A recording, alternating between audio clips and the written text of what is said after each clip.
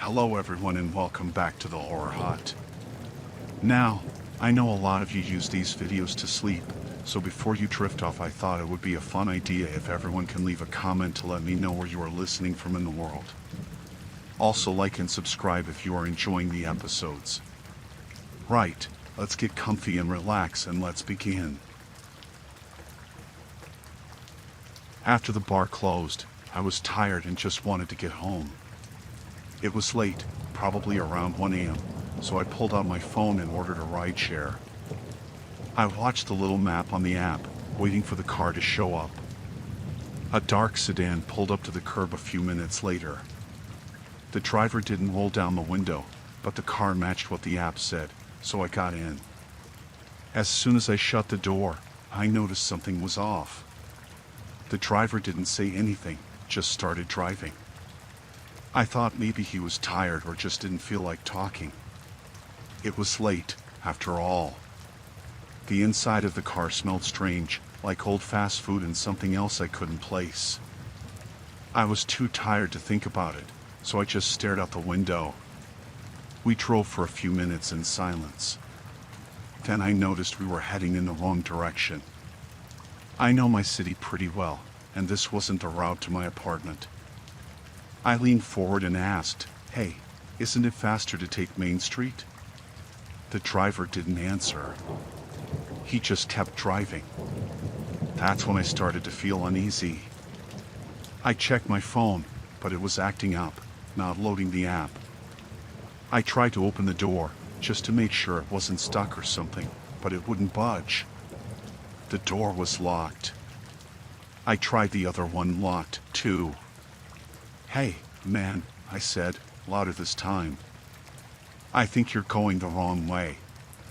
He didn't even glance at me. He just kept driving, his hands gripping the wheel tight, his eyes fixed on the road. My heart started pounding. I tried to stay calm, thinking maybe it was a mistake, but my gut told me something was really wrong. The streets were getting emptier as we drove into a part of town I didn't recognize. My phone was still frozen, useless. I kept trying to pull up the rideshare app, hoping to see the driver's name, but it just wouldn't load. I asked again, "Where are you taking me?" Still nothing. I could hear my own breathing getting faster, louder. I looked around the car, trying to find anything that might help, but there was nothing, just an empty back seat and a bunch of junk in the front. The driver's face was in the shadows, and I couldn't see much of him, just the outline of his head and shoulders. We turned onto a road that led out of the city, a narrow, dark stretch with no streetlights. I couldn't see any houses or businesses, just trees and the occasional field. Panic started to set in. I realized I had no idea where we were going. My hands were shaking as I tried the door locks again, but they wouldn't budge. It was like they were jammed. I decided I had to do something. I tried to stay calm, thinking of what I could say or do to make him stop. My mind was racing. "Look, man," I said, trying to sound steady, "I don't care where you're going, just let me out, okay? I won't tell anyone, just let me out." He still didn't respond, but I noticed his breathing was heavier, like he was working himself up to something. We kept driving, and I realized I couldn't wait any longer. I needed to get out of that car. I scanned the dashboard and saw the power window button on my side. I pressed it, and the window started to go down. The wind rushed in, cold and sharp. The driver looked over at me for the first time, his eyes wild and furious. He reached for the control to roll the window back up, but I didn't wait. I threw myself halfway out the window, yelling for help. The car was moving fast, and the ground was a blur beneath me. The driver grabbed my arm, yanking me back inside, but I kicked at him, trying to wriggle free. My foot hit the steering wheel, and the car swerved violently. I heard the tires screech as we veered off the road. The car slammed to a stop, and I was thrown back into the seat. My head hit the window hard, making me see stars.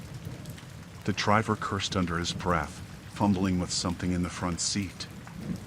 I didn't wait to see what it was. I scrambled out of the car, half falling, half crawling onto the gravel. I ran. I didn't know where I was going, but I ran as fast as I could. My lungs burned, my legs felt like they were going to give out, but I kept going. The rain started to pour down, turning the dirt road into mud. I could hear the driver behind me, his footsteps heavy and fast, but I didn't look back. I could barely see through the rain, but I kept running, hoping to find a house or a gas station or anything. My heart was pounding so hard I thought it might burst. The rain soaked through my clothes, making me shiver, but I didn't stop. I heard the driver shout something, but the wind and rain drowned it out. Finally, I saw lights ahead, the faint glow of a building in the distance. I pushed myself harder, slipping in the mud, but I didn't care. I had to get there.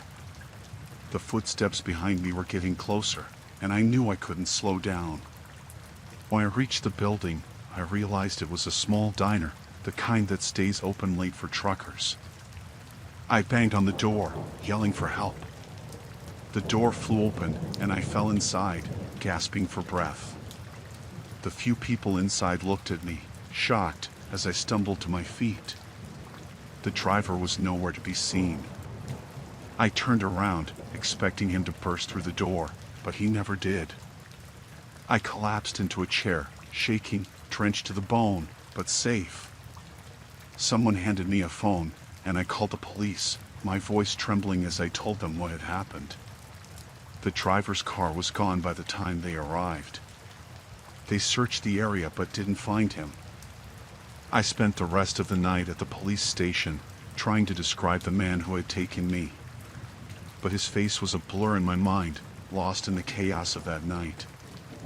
I still don't know who he was or what he wanted.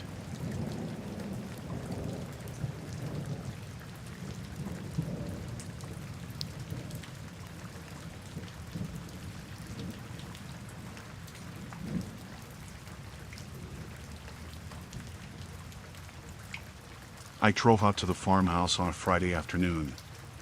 It was one of those places tucked far back from the main road, surrounded by fields and woods. I was a doctor in the area, and it wasn't unusual for me to make house calls for older patients who couldn't easily get to town. The man had called in earlier, saying he wasn't feeling well and that the weather was too bad to make it to the clinic. The sky was already dark, clouds rolling in, so I understood. When I pulled up to the house, it started to drizzle. The farmhouse looked old, but well kept. Paint was peeling in places, and the windows were clouded with age, but the yard was neat. The man, who said his name was John, opened the door before I could knock. He was tall, mid-50s, maybe. His clothes were clean but old, like they'd been worn for years. He had a bit of a limp, but he seemed otherwise strong. "Come in, doctor," he said, holding the door wide. "Weather's turning bad." I stepped inside, wiping my shoes on the mat. The house was dark, with only a few lamps on. The furniture was old, like the kind you find in an antique shop, but everything was in place, almost too perfect. There was a faint smell, something I couldn't place right away. I set my bag down and asked him how he was feeling.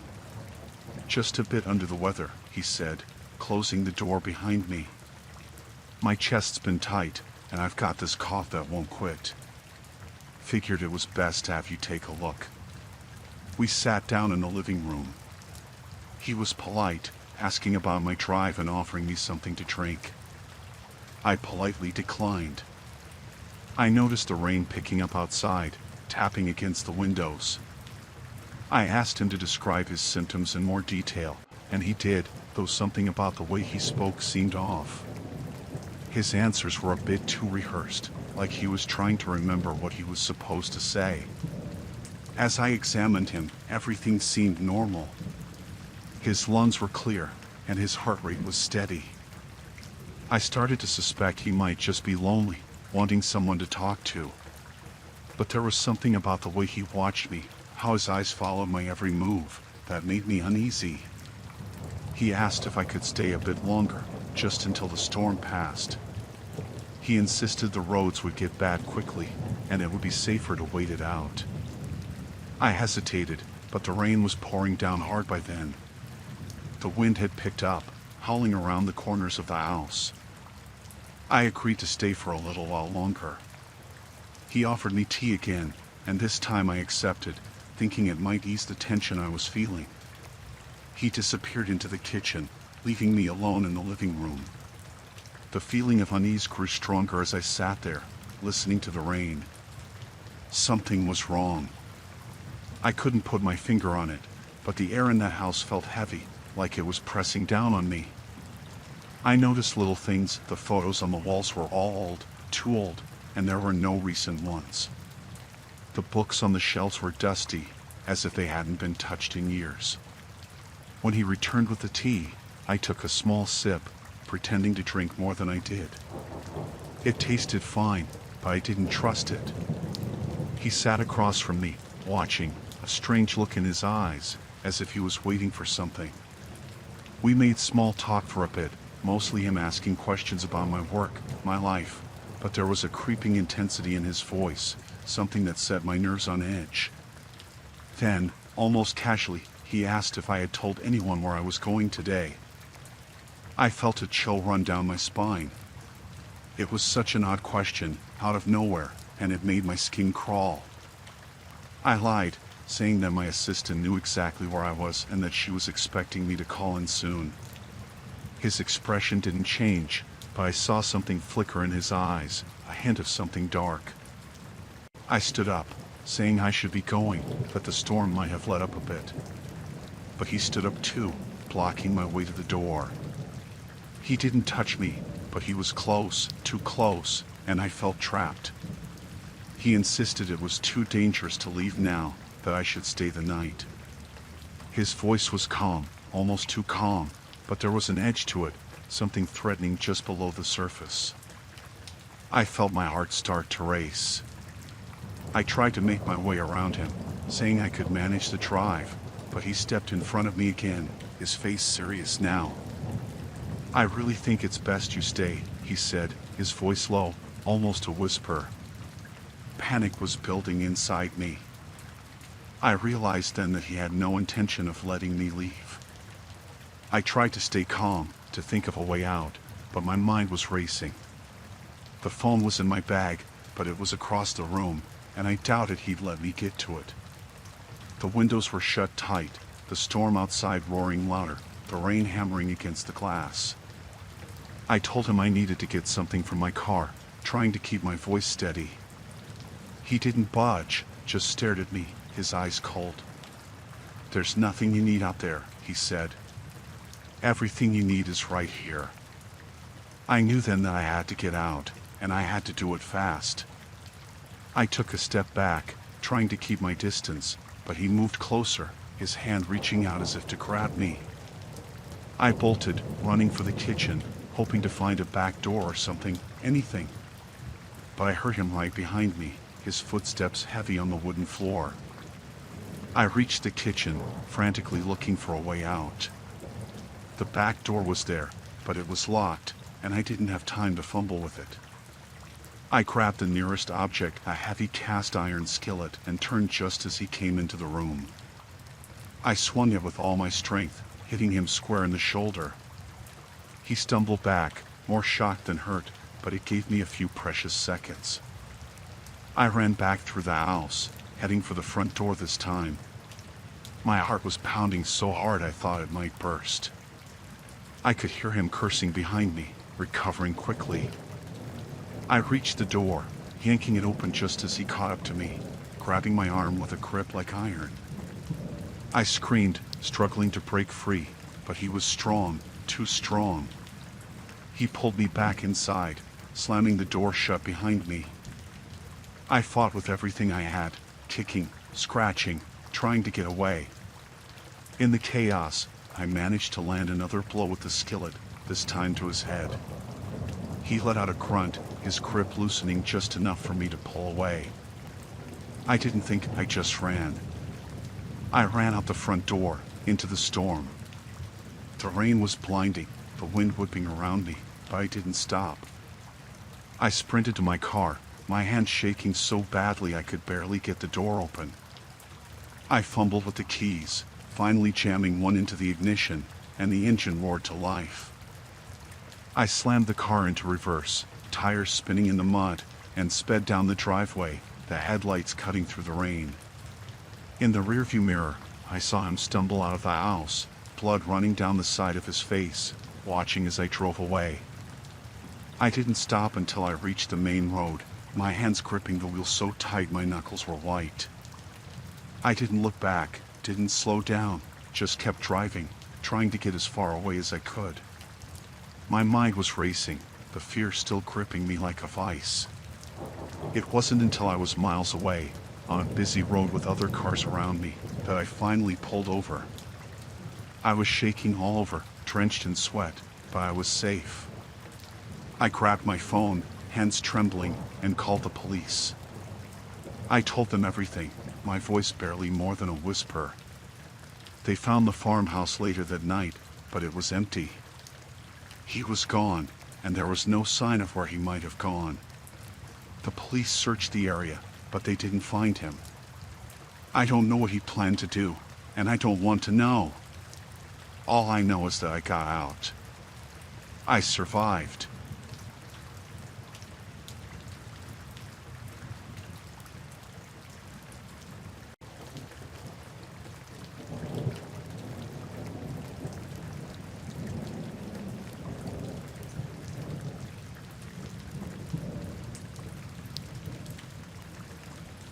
Matt and I had been talking about exploring the old train yard for weeks.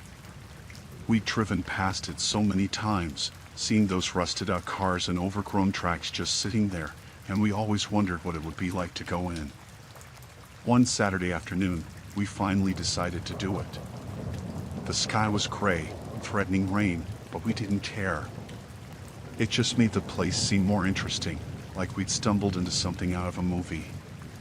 We parked a little way down the road, not wanting to attract attention, and climbed through a gap in the fence. The yard was huge, filled with rows of train cars that looked like they hadn't moved in decades. We started walking. The only sounds were our feet crunching on gravel and the distant hum of traffic from the highway. It felt like we were miles from anywhere. As we walked between the cars, we saw all sorts of graffiti, broken windows, and bits of trash that told us we weren't the first ones to come here. But the further in we went, the less disturbed everything looked. It was like most people didn't bother going this deep into the yard. We kept walking, talking about how cool it would be to find something really old, like an abandoned conductor's cabin or a stash of old tickets. Then we saw it, an old train engine sitting on a side track. It looked different from the others, less rusted, like someone had been taking care of it, or at least hadn't let it fall apart completely. The paint was faded but still visible, dark green with yellow stripes. The windows weren't broken, and the doors were shut tight. We looked at each other, grinning like idiots, and I could tell Matt was thinking the same thing I was. We had to check it out. We climbed up onto the platform and tried the door.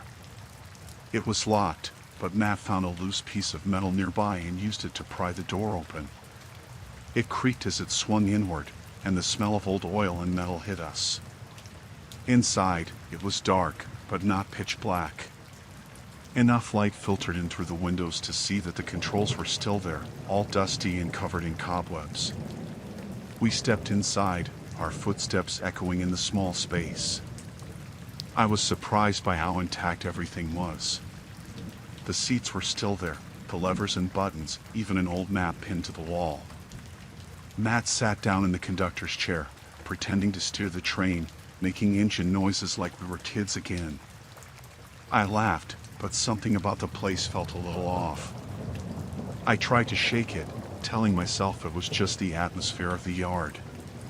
Then Matt noticed something. One of the levers wasn't as rusty as the others. He grabbed it, giving it a tentative pull. To our surprise, it moved easily, like it had been used recently. Suddenly, the train shuddered, a low hum filling the cabin. We looked at each other, eyes wide. The train was still functional. We heard a clunk, then a low whine as the engine started to rumble. The train jerked forward a few feet, and Nat and I both stumbled, grabbing onto the nearest handholds. We hadn't expected it to actually work.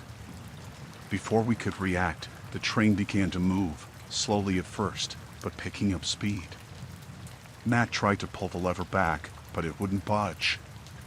The train kept going, out of the yard and onto a main track that I hadn't even noticed was connected to it. I started to panic, looking out the window as the yard disappeared behind us. We were moving faster now, the wheels clattering over the tracks. I yelled at Matt to stop it, but he was already trying, frantically flipping switches and pulling levers, but nothing worked. The train seemed to have a mind of its own.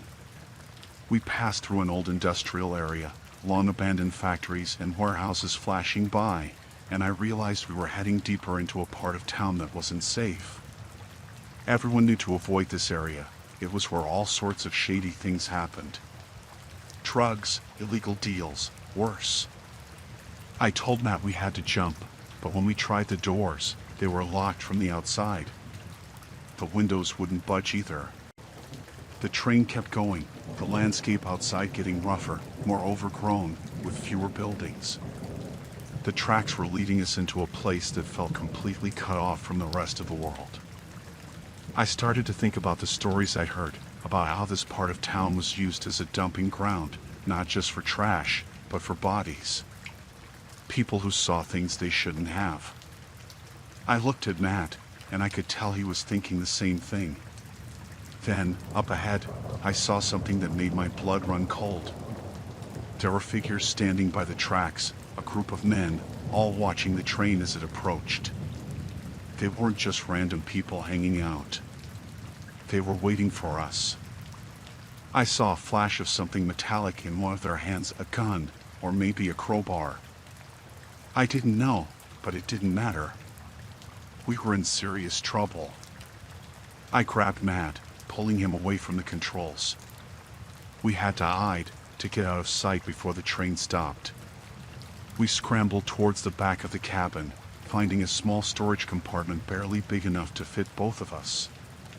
We squeezed in, pulling the door shut just as the train began to slow down. The train came to a halt with a jolt, and I could hear the men outside. They were talking, but I couldn't make out the words. Then there was the sound of footsteps on the metal stairs, and the door to the cabin creaked open.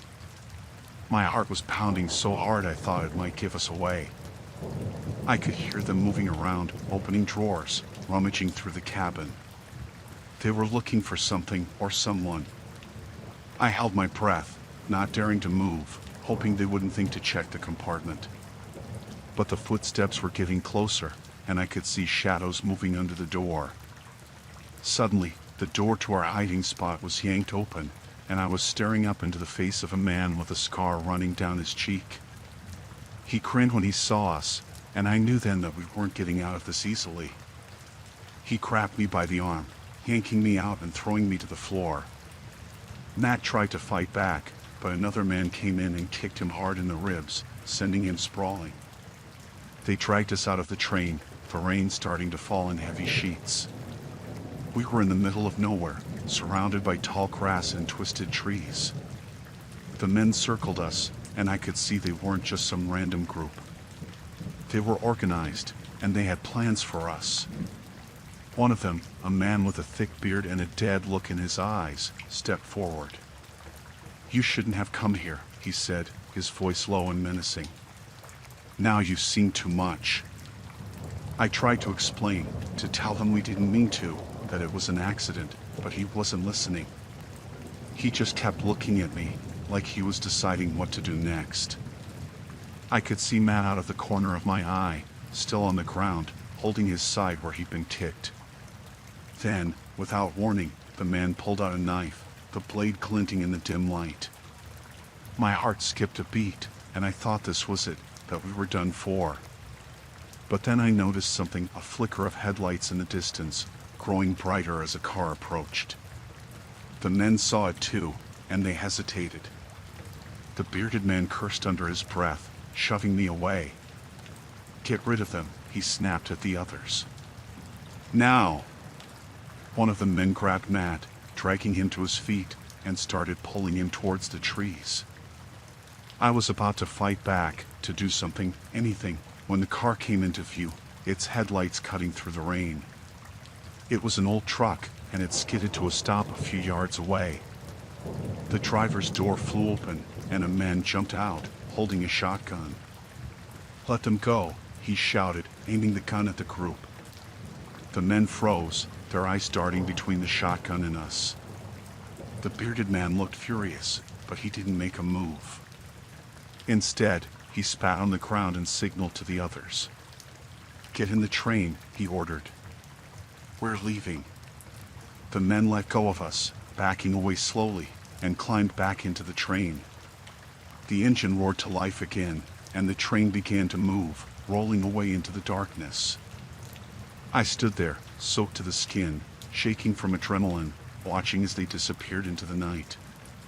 The man with the shotgun lowered his weapon and came over to us. He was older, maybe in his 60s, with a rough look about him, but there was something kind in his eyes. He helped Matt up, asking if we were okay. We nodded, still in shock, and he gestured for us to get into his truck. "You boys are lucky I was passing through," he said. "This place isn't safe after dark." We didn't need to be told twice. We climbed into the truck, and he drove us out of there, back towards town. I didn't know who he was, or why he'd been there, but I was just grateful that he'd shown up when he did. As we drove, I couldn't stop thinking about what had happened. We'd gotten out, but just barely. And I knew that if we hadn't been so lucky, we wouldn't have made it back at all. The man dropped us off near our car, and we thanked him, though it didn't feel like enough. He just nodded, telling us to stay out of trouble, and then he was gone, disappearing into the night. Matt and I got in our car, not saying much as we drove home. I knew we were both thinking the same thing, that we'd never go back to that train yard again. We'd seen enough to last a lifetime.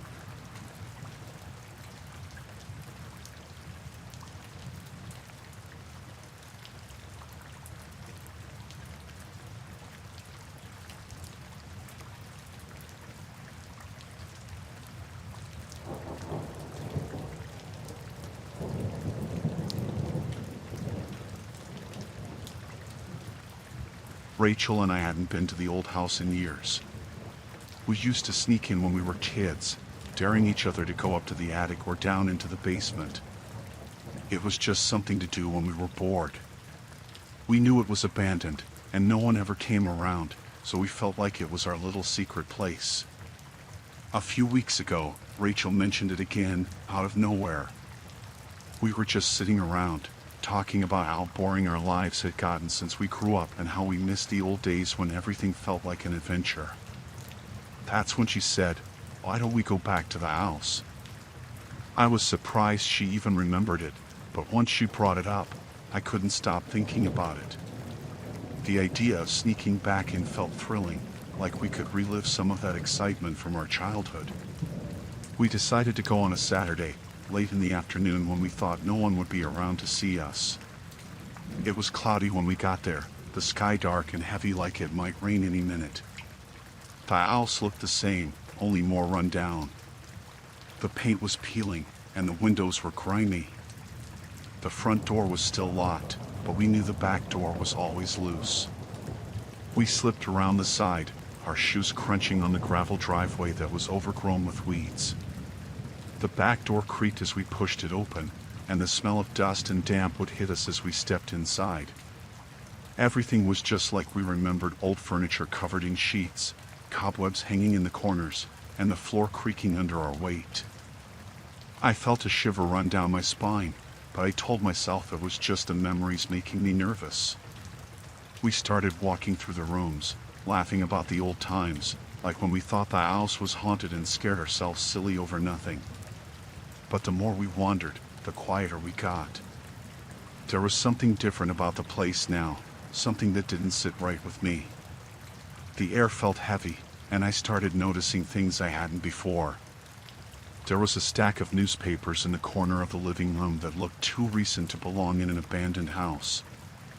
I pointed it out to Rachel, and she just shrugged, but I could tell she was starting to feel uneasy too. We kept going, moving up the creaky stairs to the second floor. The hallway was dark, and I had to pull out my phone to use as a flashlight. We reached the end of the hall where the master bedroom was. Rachel opened the door slowly, and we both stepped inside. The room was mostly empty, just like the others, but then we noticed the closet door was slightly open. Rachel looked at me, and I could see the nervousness in her eyes, but we didn't say anything. She reached out and pushed the closet door open all the way. Inside, there was a sleeping bag rolled up in the corner, along with a small pile of clothes and a few empty cans of food. It was clear someone had been living here, recently too. My heart started to race as I realized this wasn't just a forgotten place anymore. Someone else was using it now, and we had no idea who it was or when they might come back.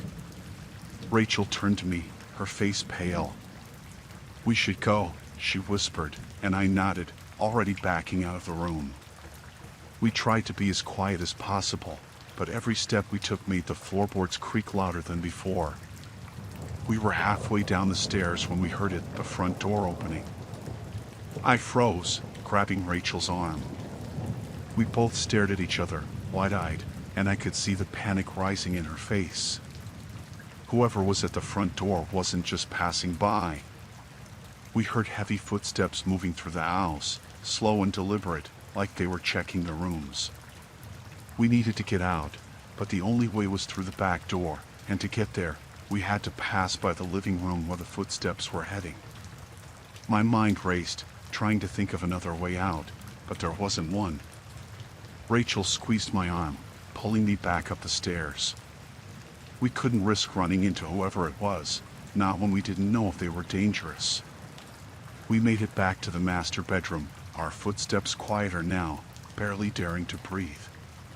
We slipped inside and closed the door behind us as gently as we could, hoping they wouldn't notice it had been moved. I motioned to Rachel to get in the closet. It wasn't the best hiding spot, but it was all we had. We climbed into the closet, trying to fit ourselves into the dark corner where the sleeping bag was. We could hear the footsteps getting closer, moving up the stairs now. My heart was pounding so hard I was sure they could hear it. I tried to calm my breathing, but it was no use. The fear was taking over, making it impossible to think clearly. The footsteps reached the top of the stairs, then paused. I squeezed Rachel's hand, holding onto her for dear life. We heard the floorboards creak as they moved down the hall, closer and closer. Then, they stopped right outside the door. I held my breath, waiting, praying they wouldn't come in. But then the door creaked open, and I felt Rachel stiffen beside me. Whoever it was, they were inside the room now, just a few feet away from us. I could hear them breathing, slow and steady, like they were taking their time, maybe even enjoying the fear they were causing.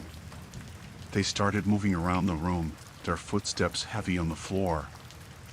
I could hear them opening drawers, rummaging through the old furniture. They were looking for something, or maybe just making sure no one was there. I didn't dare move, didn't dare make a sound. Rachel was shaking beside me, and I could feel my own hands trembling too. Then, the footsteps came closer to the closet. I felt my heart stop as they paused right outside. The door handle rattled, and I knew they were about to open it. I closed my eyes, bracing myself for whatever was about to happen. But then, something outside caught their attention. A car horn blared in the distance, echoing through the empty house. The footsteps stopped, and for a moment, there was silence. Then I heard them move away from the closet, back towards the door. I opened my eyes, daring to hope they might leave. The door to the bedroom creaked again, and then the footsteps were moving down the hall, back towards the stairs. We waited, listening as they went back down, through the living room and out the front door. I didn't move until I heard the door slam shut, and the sound of footsteps faded away outside. Rachel let out a shaky breath, and I realized I'd been holding mine too. We stayed in the closet for what felt like forever, just to make sure they were really gone. When we finally climbed out, we didn't say anything. We just knew we had to get out of there, fast. We slipped out of the room, down the stairs, and through the back door, running as fast as we could until we were out of the yard and back on the road. We didn't stop until we reached Rachel's car, and even then, we didn't talk about what had just happened. We got in the car and drove away, the owl shrinking into the distance behind us. I kept looking back, half expecting to see someone following us, but there was nothing. Just the empty road stretching out ahead. We never went back to that house, and we never talked about it again.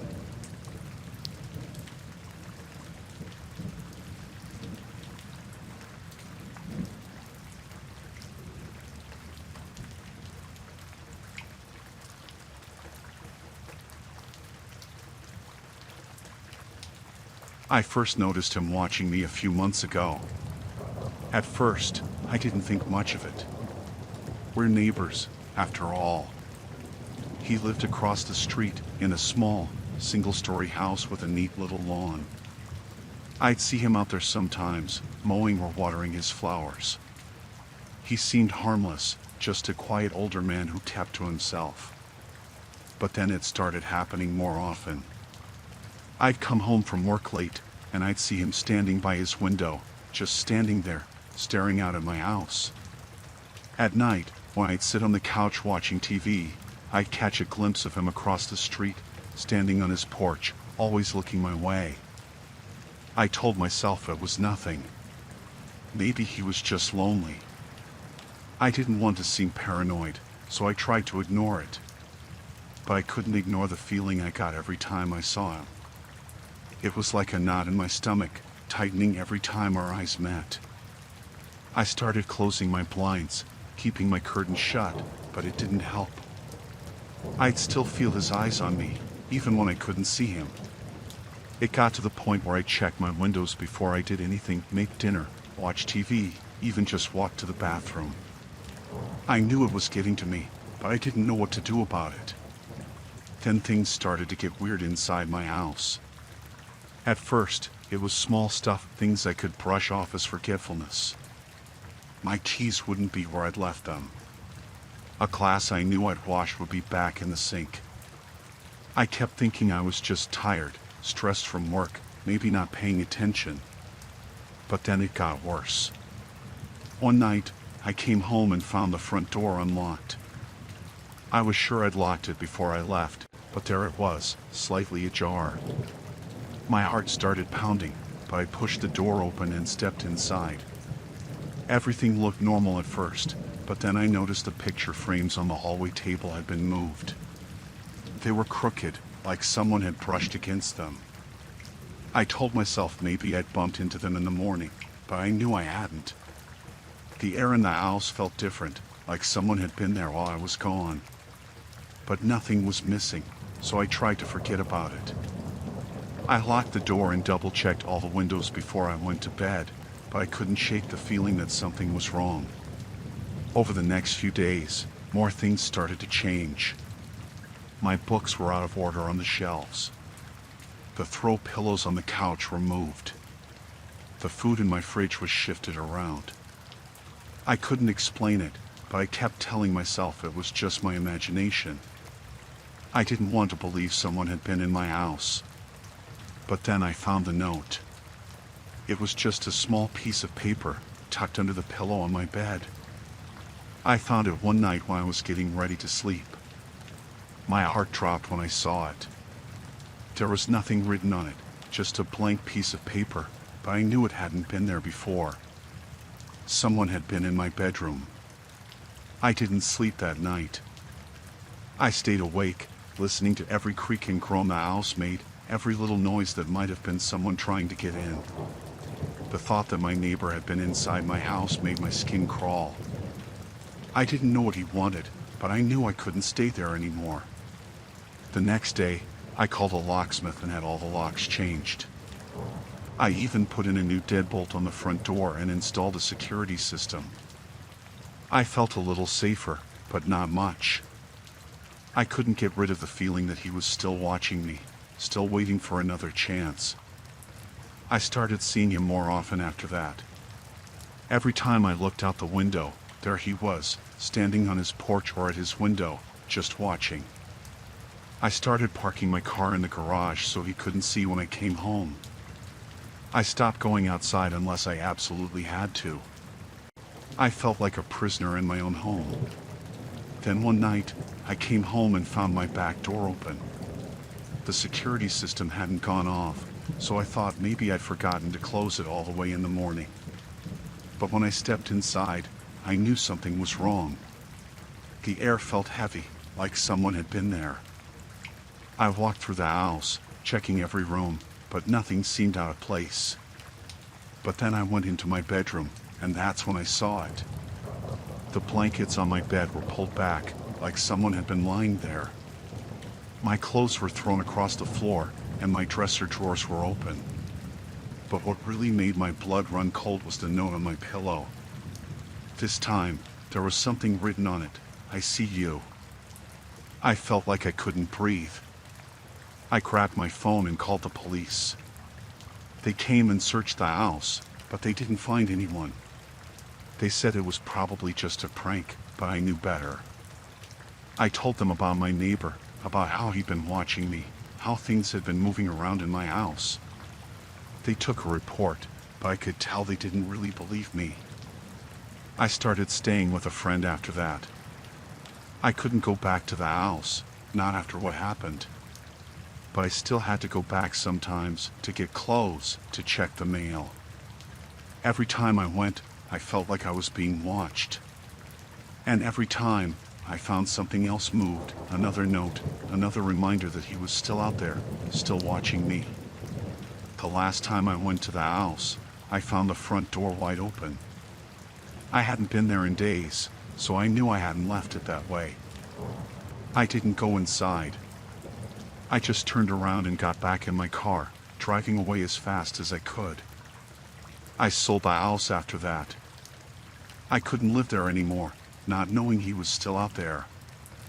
I don't know where he is now, or if he's watching someone else, but I still get the feeling sometimes, like someone's eyes are on me.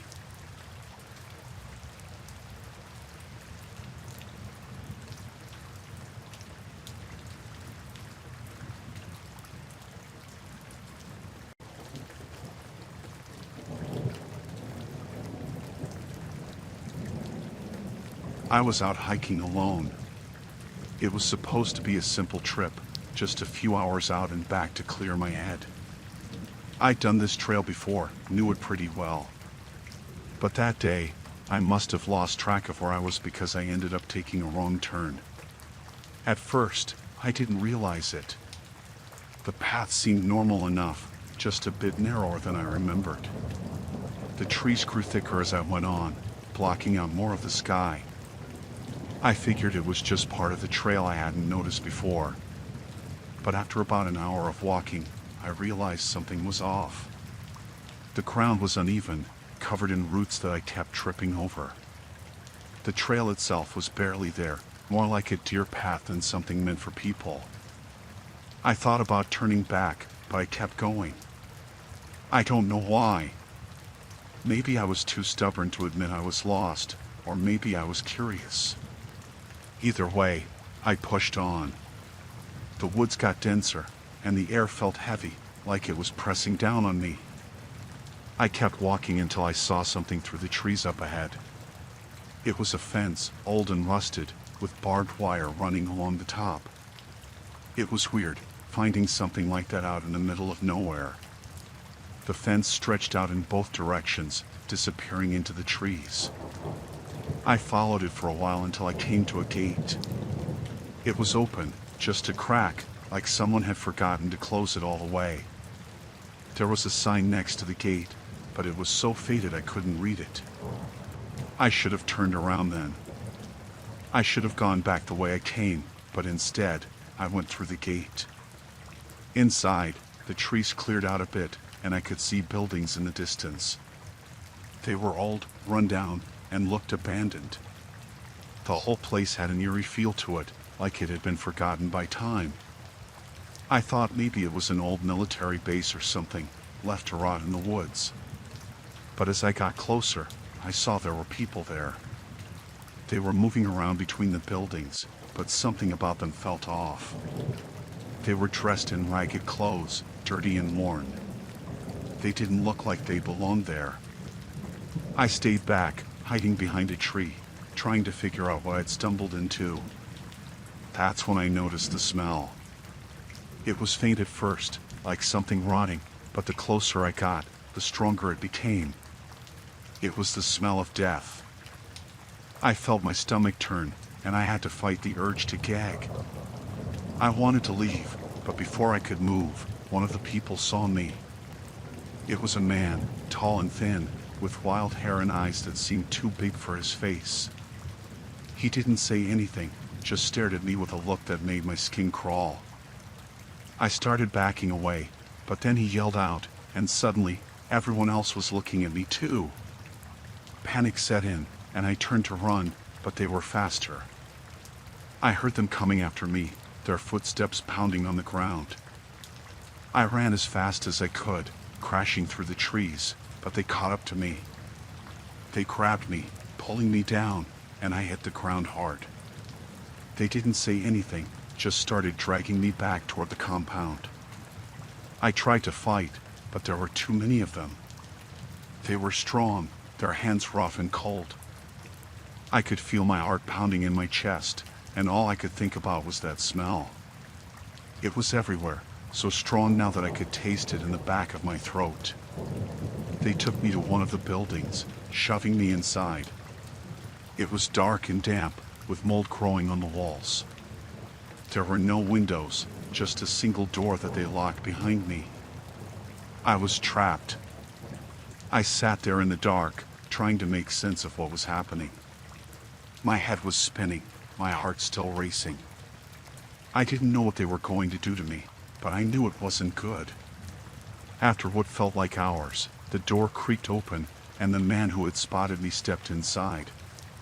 He didn't say anything at first, just stood there, watching me. Then he started talking, his voice low and raspy. He told me I shouldn't have come here, that this place wasn't for people like me. He said they couldn't let me leave. I tried to reason with him, begged him to let me go, but he just shook his head. He said I'd seen too much. He told me they were hiding something they couldn't risk getting out. I didn't understand what he meant, but I knew I was in serious trouble. Then he turned and walked out, leaving me alone in the dark again. I could hear them talking outside, their voices muffled but urgent. I had to get out of there, but I didn't know how. The door was locked, and there were no windows. I felt around in the dark, looking for anything I could use to defend myself, but there was nothing. The smell was stronger in that room, almost overwhelming. I could barely breathe. My hands brushed against something wet on the floor, and I realized it was blood. I recoiled, my stomach churning. I didn't want to know what had happened in that room, but I couldn't stop thinking about it. Hours passed, or maybe just minutes, it was hard to tell in the dark. I could hear them moving around outside, their footsteps getting closer, then farther away. I didn't know what they were planning, but I knew I had to act fast. Then I heard the door unlock. It opened slowly, and I saw a figure standing there. It wasn't the man from before. It was a woman, younger, with a look of fear in her eyes. She whispered for me to be quiet, then motioned for me to follow her. I didn't have a choice. I got up and followed her out of the building. She led me through the compound, staying close to the shadows. I could see the other people in the distance, but they didn't notice us. She took me to the gate, the same one I had come through. She told me to run and not look back. I didn't ask any questions. I just ran. I didn't stop until I was far away from that place, back in the familiar part of the woods. My lungs burned, and my legs felt like they would give out, but I kept going. I didn't look back. When I finally made it back to my car, I was shaking. I drove away as fast as I could, not caring where I was going, just needing to get as far from that place as possible. I don't know what they were hiding in that compound, and I don't want to know. I just know I'm lucky to be alive. I haven't gone hiking since, and I don't think I ever will again. The thought of getting lost, of stumbling onto something I shouldn't see, is too much for me to handle. I still see that woman's face in my mind sometimes. I wonder if she got out too, or if they found her after she helped me escape. I'll never know, and maybe it's better that way.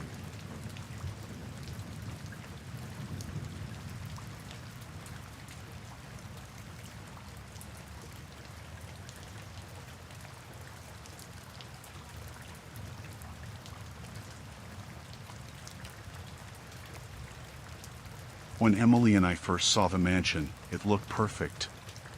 It was old, sure, but that was part of its charm. The stone walls were covered in ivy, and the windows had those little diamond panes you only see in really old houses. We thought it'd be the perfect place to spend a weekend, just the two of us away from the city. The woman who met us at the door was nice enough.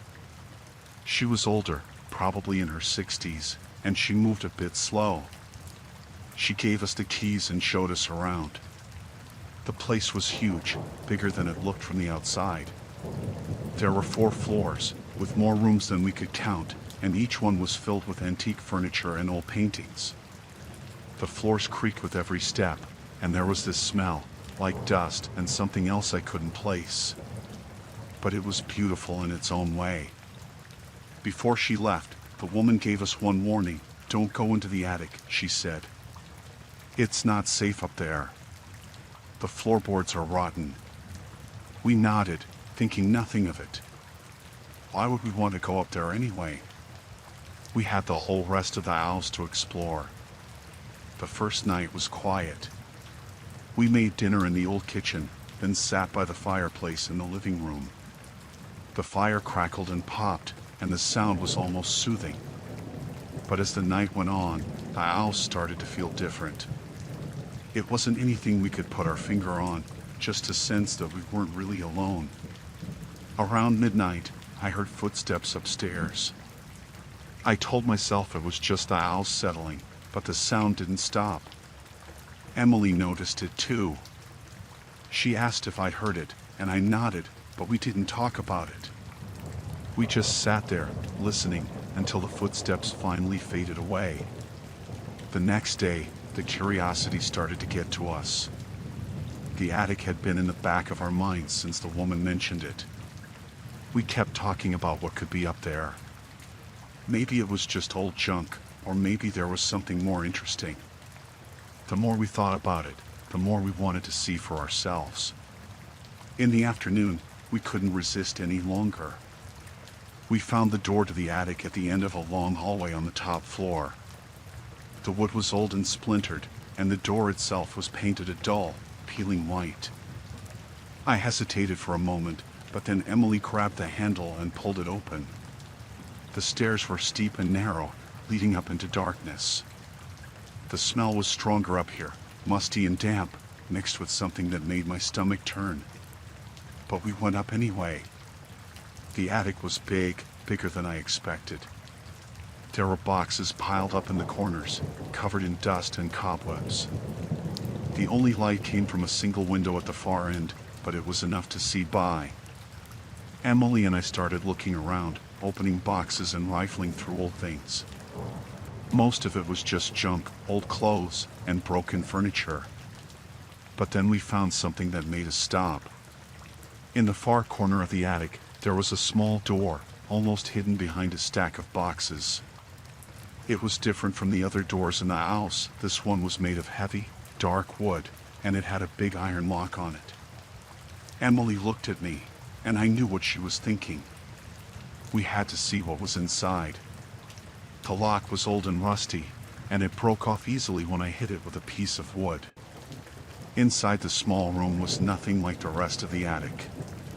It was clean, almost too clean, like someone had been in there recently. There was a bed in the corner, neatly made, and a table with a few old books on it. But what caught our attention was the walls. They were covered in writing, scrawled in what looked like charcoal. It was hard to make out the words at first, but as we got closer, we could see they were names. Dozens of them, written over and over again. Underneath the names, there were dates. They went back years, some as far as the 1800s. But there were more recent ones too, all the way up to just a few years ago. My heart started pounding as I realized what we were looking at. These were the names of people who had stayed in the house, just like us. Then Emily found something that made everything worse. In the corner of the room, there was a stack of old newspapers. The top one was dated from 10 years ago, and the headline caught my eye: "Couple disappears after renting local mansion." I grabbed the paper and flipped through it. The story was about a couple who had rented the house for a weekend, just like us. They were never seen again. The article said the police had searched the house but found no evidence of foul play. The case was still unsolved. We didn't want to believe it, but the more we looked, the more we found. There were other articles, all about people who had gone missing after staying in the mansion. And then, behind a loose floorboard, Emily found something that made my blood run cold. It was a photo, old and faded, of a couple standing in front of the mansion. They were smiling, but their eyes looked hollow, almost scared. And underneath the photo, in that same charcoal, someone had written their names on the floor. We had to get out of there. We turned to leave, but as we did, we heard the footsteps again, coming from the hallway outside the attic. They were slow and deliberate, getting closer with each step. We froze, not sure what to do. The footsteps stopped right outside the attic door. We waited, barely breathing, but nothing happened. After what felt like an eternity, I took a step forward, ready to make a run for it. But then the door slammed shut, trapping us inside. We were in the dark, surrounded by the names of people who had never left. Emily was shaking, and I could barely think straight. We had to find a way out, but the only way was through that door. I grabbed the handle and yanked it open, but no one was there. The hallway was empty. We didn't wait to find out what was going on. We ran down the stairs, not stopping until we were outside, in the fresh air. We didn't even bother to grab our things. As we drove away, I looked back at the mansion. It stood there, silent and dark, like it was waiting for its next visitors. I knew we'd gotten lucky, that we'd made it out when so many others hadn't. But I couldn't shake the feeling that something was still watching us, even as we left it behind. We never reported what we found. I don't know if anyone else ever will. But I do know one thing: I'll never go near that place again, and I'll never forget what we saw in that attic.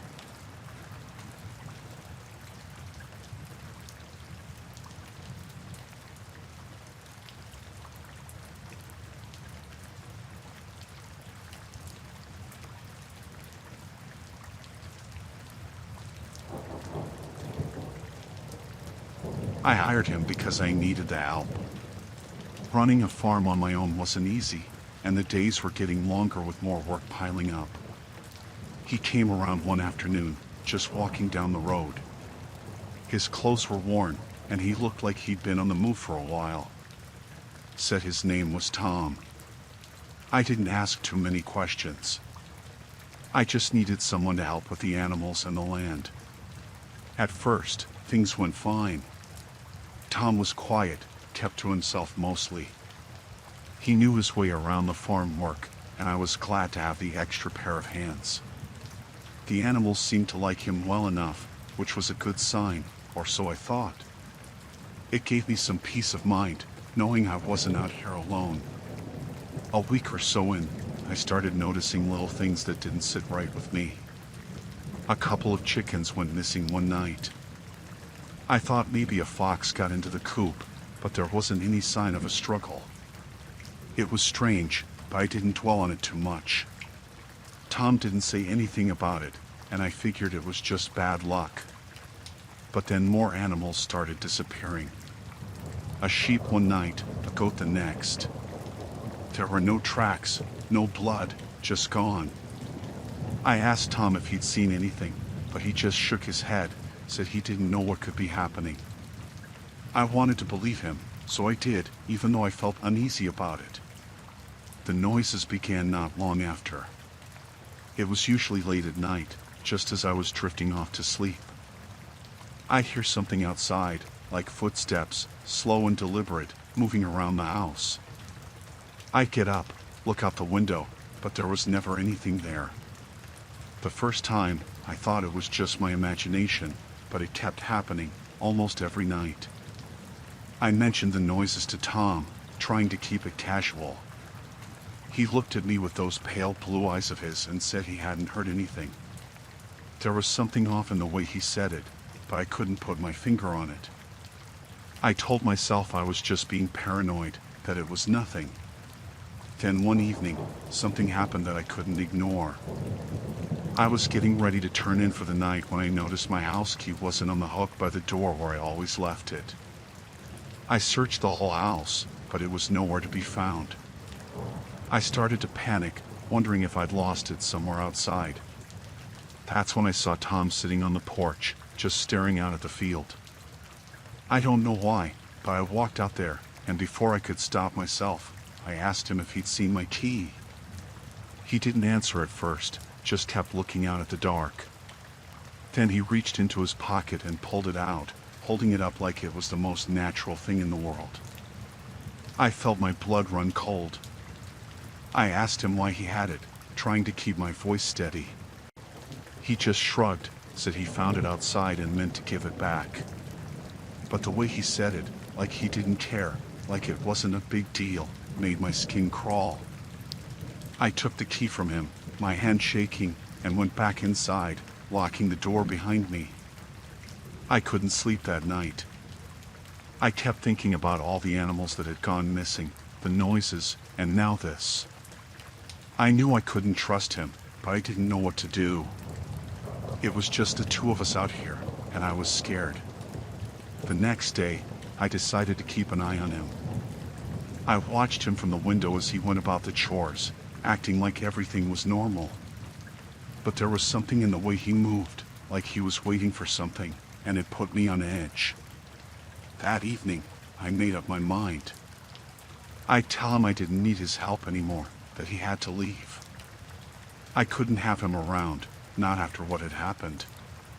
But when I went to find him, he was gone. His things were still in the shed where he slept, but he wasn't there. I checked the barn, the fields, even the woods at the edge of the property, but there was no sign of him. The sun was starting to set, and I felt that same cold fear creeping up my spine.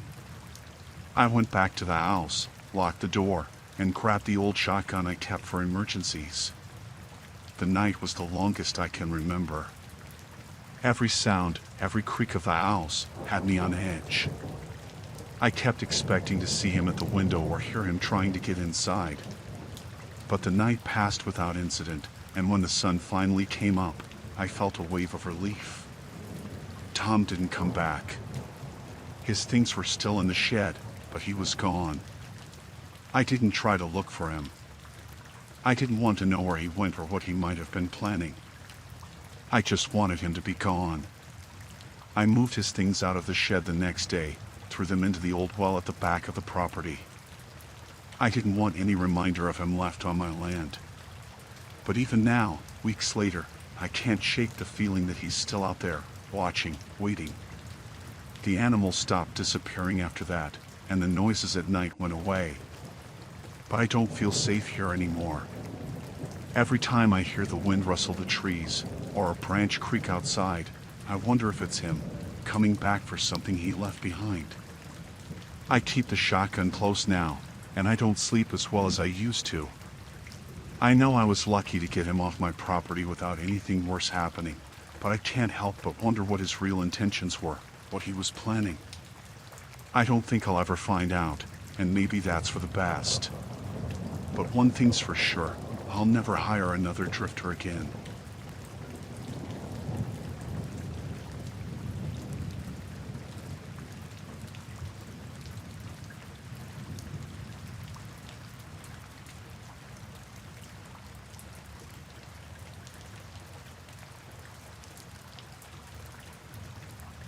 It was a cold night, and the city felt unusually quiet. I went out for a jog in Central Park, something I've done countless times before, especially when I can't sleep. The park has this eerie calmness to it at night, but I liked it. It felt like my own world, away from the chaos of the city. The air was crisp, and my breath made little clouds as I started running along the familiar path. The lampposts cast long shadows, and I could hear the leaves crunching under my feet. I didn't see anyone else around, which wasn't surprising for that time of night. It was just me, the trees, and the sound of my own breathing. After about 10 minutes in, I noticed someone up ahead. He was walking, just a dark figure in the distance, moving slowly. I didn't think much of it at first. It's a big park, and there's always someone around, even at night. But as I got closer, I noticed he wasn't just walking, he seemed to be pacing, like he was waiting for something. I decided to run past him quickly, keeping my eyes straight ahead. As I passed him, I couldn't help but glance over. He was tall, wearing a dark hoodie, the hood pulled up, so I couldn't see his face clearly. But I felt his eyes on me as I ran by, like he was watching me, tracking my every move. I picked up my pace, trying to put some distance between us. But then I heard footsteps behind me. They were light at first, almost in sync with mine. I told myself it was nothing, that maybe he just started walking in the same direction. But the sound didn't fade, it stayed right behind me. My heart began to race, faster than it should have for just a jog. I glanced back, and there he was, no longer walking, but jogging now. He was keeping pace with me, just far enough behind to make me nervous but not close enough to seem like an immediate threat. Still, I didn't like it. I decided to test it out. I sped up, pushing myself harder, the cold air burning in my lungs. But so did he. I could hear his footsteps getting louder, matching my pace exactly. My mind started to race, thinking of all the stories you hear about late-night joggers, about people who go missing. I tried to calm myself down, thinking maybe it was just a coincidence. Maybe he was just another runner, trying to challenge himself by keeping up with me. But that didn't feel right. There was something off about the way he moved, too deliberate, too focused. I turned sharply onto another path, hoping to lose him, but when I looked back, he was still there, closer now. His hood was still up, and I couldn't make out his face, just the dark silhouette of his body moving in time with mine. Panic started to set in. My legs were burning, but I forced them to move faster. I knew the park well, knew where the paths led, but everything felt different in the dark. I tried to remember where the nearest exit was, but my thoughts were jumbled, fear clouding my mind. The footsteps were getting louder, closer. I could almost feel him behind me. My breath was coming in short, sharp gasps now, and my chest felt tight.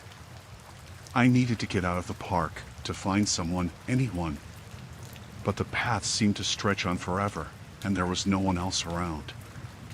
I thought about stopping, confronting him, but the idea terrified me. What if he was dangerous? What if he had a weapon? I couldn't risk it. So I kept running, my legs feeling like they were about to give out, my heart pounding in my ears. Then I saw it, a light in the distance, the exit to the park. Relief washed over me, but I didn't slow down. I sprinted toward the light, hoping to find safety on the other side.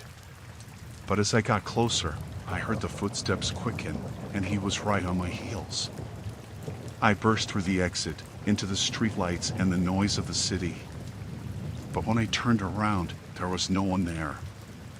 He was gone, vanished into the darkness of the park. I stood there, gasping for breath, looking around wildly, but I didn't see him.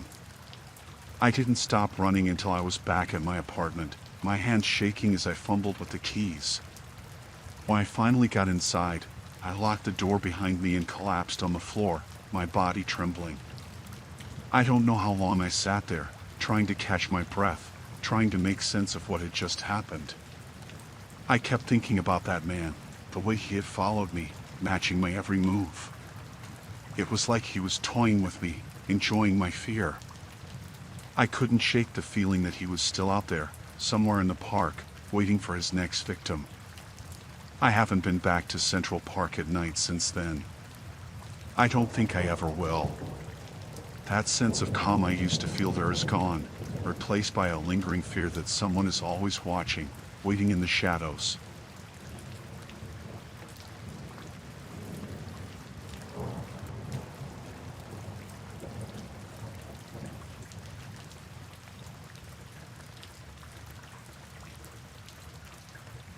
Tony and I had always been drawn to abandoned places, and this old warehouse on the outskirts of town had caught our eye for a while. It was huge, with broken windows and peeling paint. We figured it would be an interesting place to explore, and the thrill of discovering something hidden made it tempting. We planned to check it out one Saturday afternoon. The weather was fine, and the sun was out, but the warehouse loomed over us, casting long shadows even in daylight. We pushed open the rusty door and stepped inside. The air was musty and thick with dust. The light from the few windows that weren't boarded up barely reached the interior.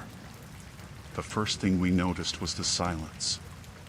It was so quiet you could hear the creaks of the old building settling. We ventured further in, our footsteps echoing off the concrete floors. There were old crates, broken furniture, and scattered debris everywhere. It looked like it hadn't been touched in years. We wandered through different rooms, taking pictures and exploring every nook and cranny.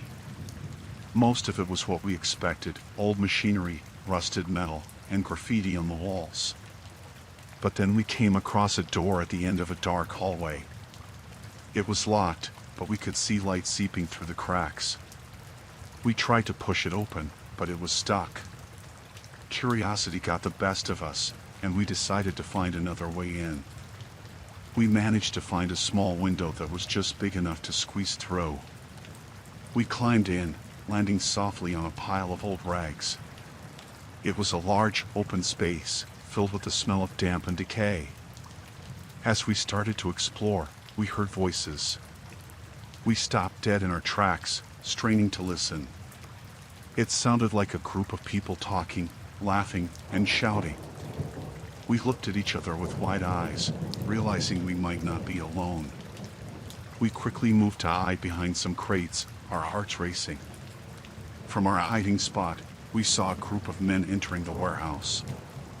They were loud and carried themselves with a certain arrogance. They seemed to know the place well, moving with purpose. We could hear snippets of their conversation, talk about deals, money, and plans. It was clear they were not just hanging out. This was some kind of meeting place for them. Tony and I exchanged worried glances. We were trapped. We had come in through a window, and the door we'd come through was now blocked by the group. We needed to find a way out, but our options were limited. We stayed quiet, trying to stay out of sight. The group was too focused on their meeting to notice us at first. One of the men, who seemed to be in charge, started handing out packages and making phone calls. It was obvious they were conducting some sort of illegal transaction. The seriousness of their actions made our situation even more frightening. We needed to get out before we got caught up in whatever they were doing. Tony whispered that we should try to find another exit. We started to move carefully, trying to avoid making any noise. We slipped through a maze of crates and old machinery, peeking around corners to see if we could find a way out. The men were still busy, but their voices were getting closer.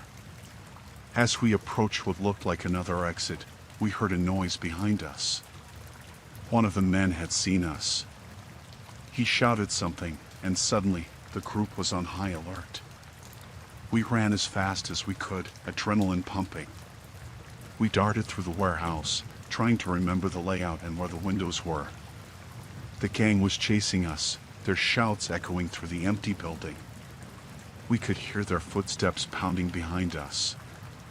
We finally reached the window we had entered through, but it was blocked from the outside.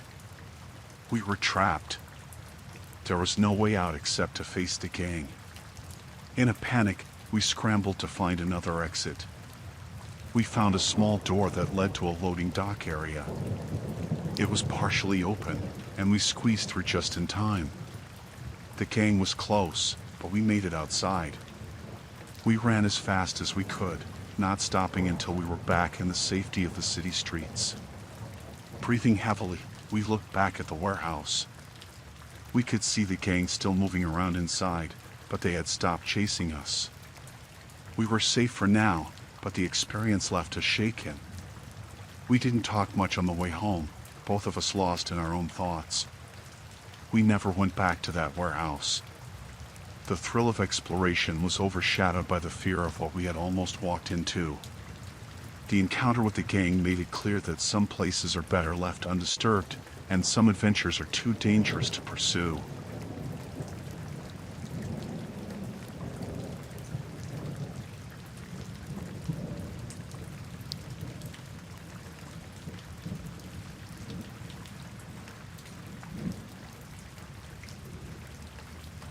I used to deliver pizzas. It was an easy job, not much to it. Drive around, drop off pizzas, get a few bucks in tips, and head home.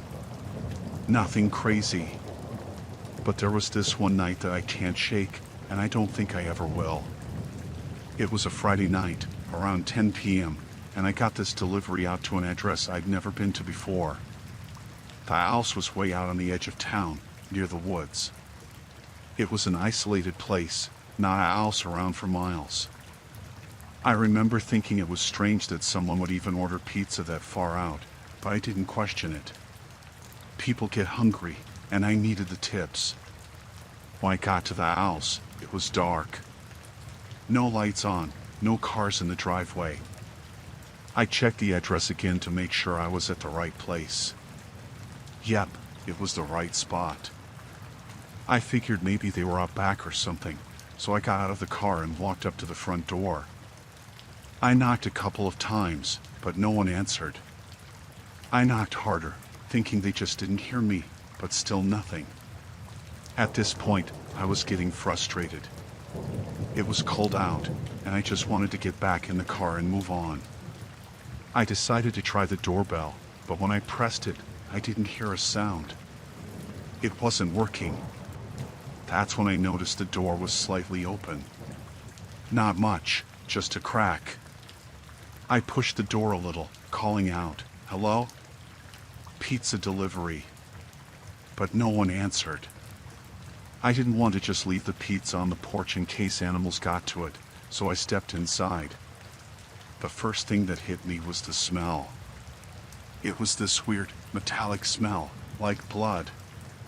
I've never smelled anything like it before, and it made my stomach turn. The hallway was dark, but there was a light coming from a room down the hall. I walked towards it, pizza box still in my hand, thinking maybe someone was in there. As I got closer, the smell got stronger. When I reached the doorway, I froze. There was blood everywhere. On the walls, the floor, and the furniture. It looked like a fight had happened, and it wasn't pretty. I saw a knife on the ground, covered in blood. My heart started pounding, and I could feel the panic rising. I knew I shouldn't be there. I should have turned around and left right then, but I couldn't move. My feet felt like they were glued to the floor. Then I heard a noise. It was faint, like someone moving around upstairs. That snapped me out of it. I turned to leave, but as I did, I heard the front door creak open. I was trapped. I couldn't go out the way I came in without running into whoever had just entered. My mind was racing, trying to figure out what to do. There was a door to the kitchen off to the side, so I ducked in there, hoping I could find another way out. The kitchen was just as bad. Dishes were smashed, and there was more blood. I saw a back door, and my heart leaped. I grabbed the handle, but it was locked. I started to panic, my hands shaking as I fumbled with the lock. Then I heard voices. Two men, talking quietly but urgently. They were in the hallway, right outside the kitchen. I could hear them saying something about cleaning up and getting rid of it. I knew if they found me, I was dead. I finally got the lock undone and pushed the door open as quietly as I could. I slipped out into the night, closing the door softly behind me.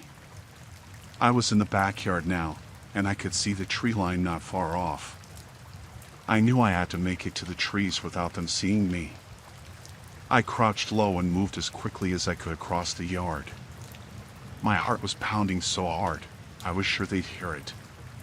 When I reached the trees, I didn't stop. I kept running, branches whipping in my face, the pizza long forgotten. I didn't stop until I couldn't run anymore, collapsing against a tree, gasping for breath. I listened, but all I could hear was my own ragged breathing. No one was following me. I stayed in those woods for what felt like hours, too scared to move. Eventually, I made my way back to the road and walked until I found a house with lights on. I knocked on the door, and when they answered, I must have looked like a mess. They called the police for me. When the cops arrived, I told them everything. They took me back to the house, but by then, the place was empty. No bodies, no blood, nothing. Just an empty, dark house. They said I must have been mistaken, that maybe I saw something else, but I know what I saw. I'll never forget that smell or the look of that room. I quit the pizza job the next day. I couldn't keep doing it, not after what I'd seen. I don't know who those guys were or what they were doing, but I'm just glad I got out alive. I still think about it sometimes, wondering what would have happened if I hadn't gotten that back door open in time. I don't think I'd be here to tell the story.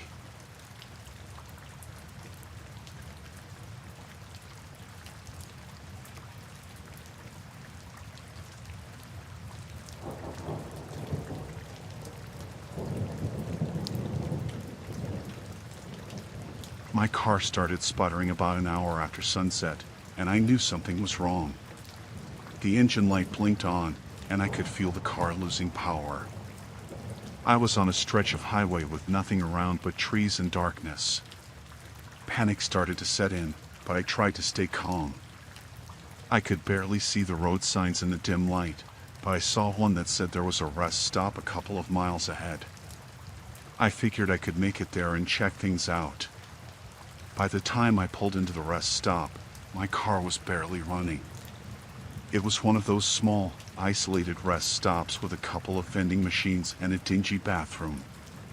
The whole place looked deserted, but I didn't have much of a choice. I parked under one of the few working lights and got out to pop the hood. I'm not great with cars, but I thought maybe I could spot something obvious. The engine was steaming, and the smell of burning oil hit me. I knew it wasn't good. I was standing there, staring at the engine, when I heard the sound of a truck pulling in. A big rig rumbled into the lot and parked a little ways from me. The driver's door opened, and a man climbed out. He was a big guy, tall and broad-shouldered, wearing a dirty cap and a stained t-shirt. He waved at me, and I gave a small, nervous wave back. He started walking over, and my stomach twisted with unease. "Car trouble?" he asked, looking over my shoulder at the engine. His voice was rough, but not unfriendly. "Yeah, it just started acting up. I replied, trying to keep my voice steady. He nodded and leaned in to look at the engine. Mind if I take a look? I hesitated, but I didn't really know what else to do. Sure, if you don't mind. He started poking around under the hood, muttering to himself. I stood there, feeling more and more uncomfortable.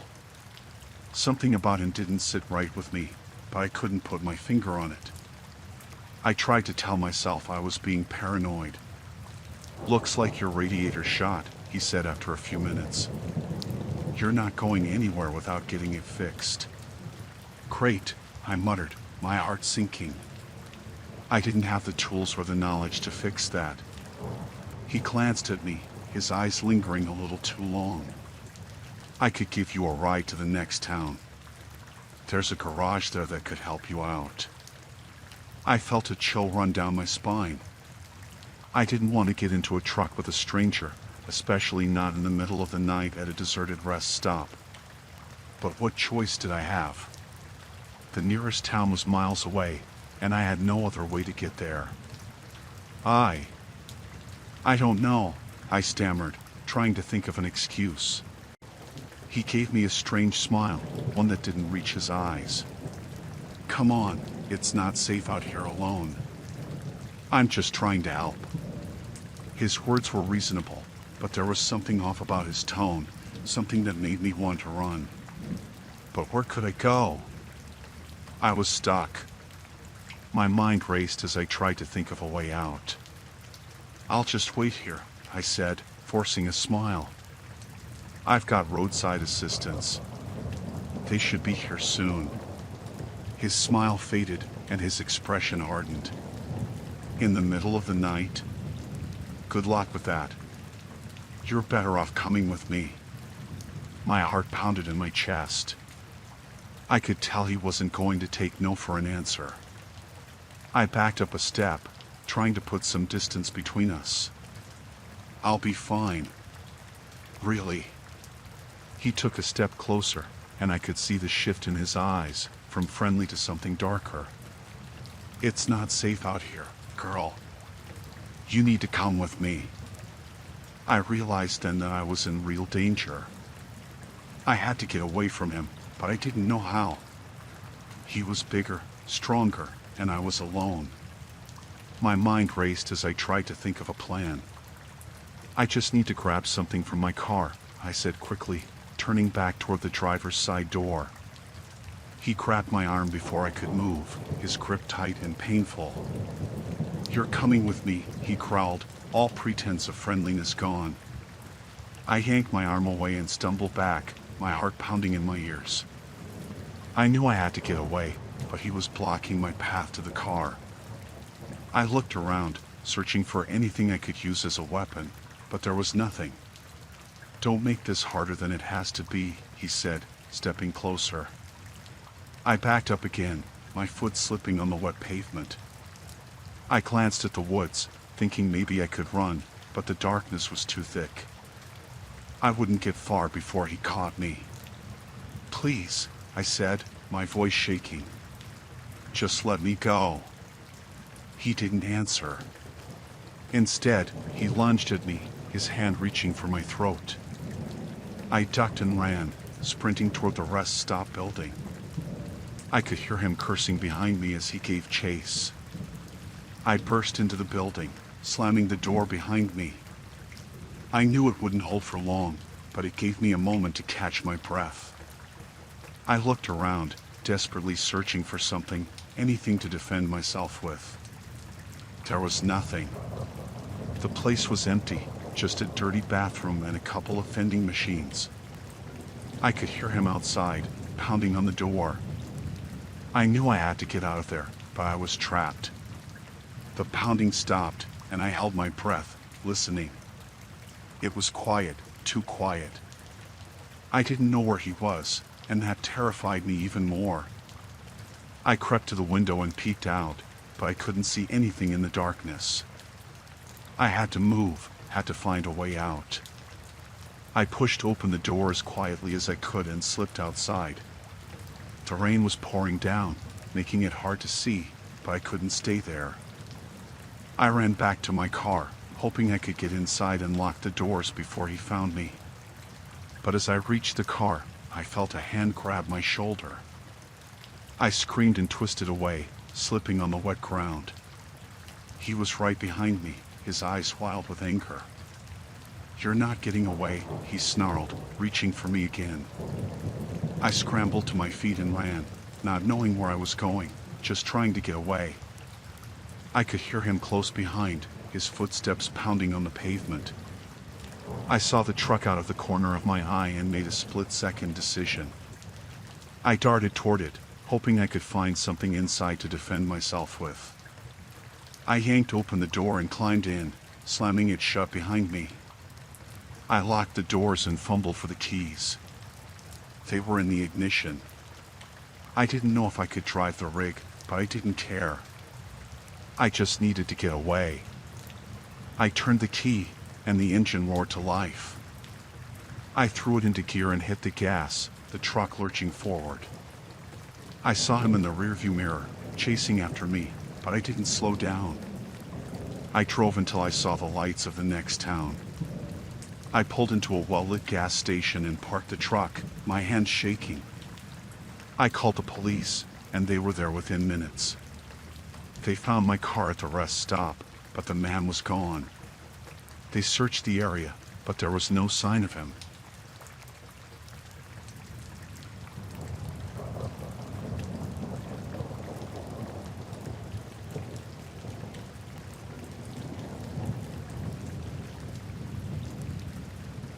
It was supposed to be a quiet weekend, just me and Rob, away from everything. We drove out to a remote spot Rob knew about, deep in the woods, far from any town.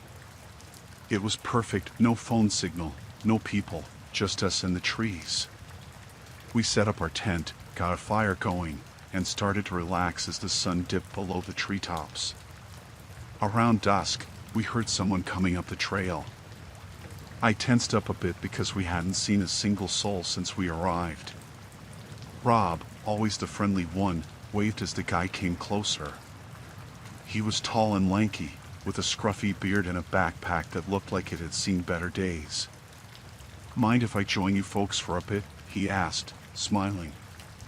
There was something about his smile that put me off, but I couldn't put my finger on it.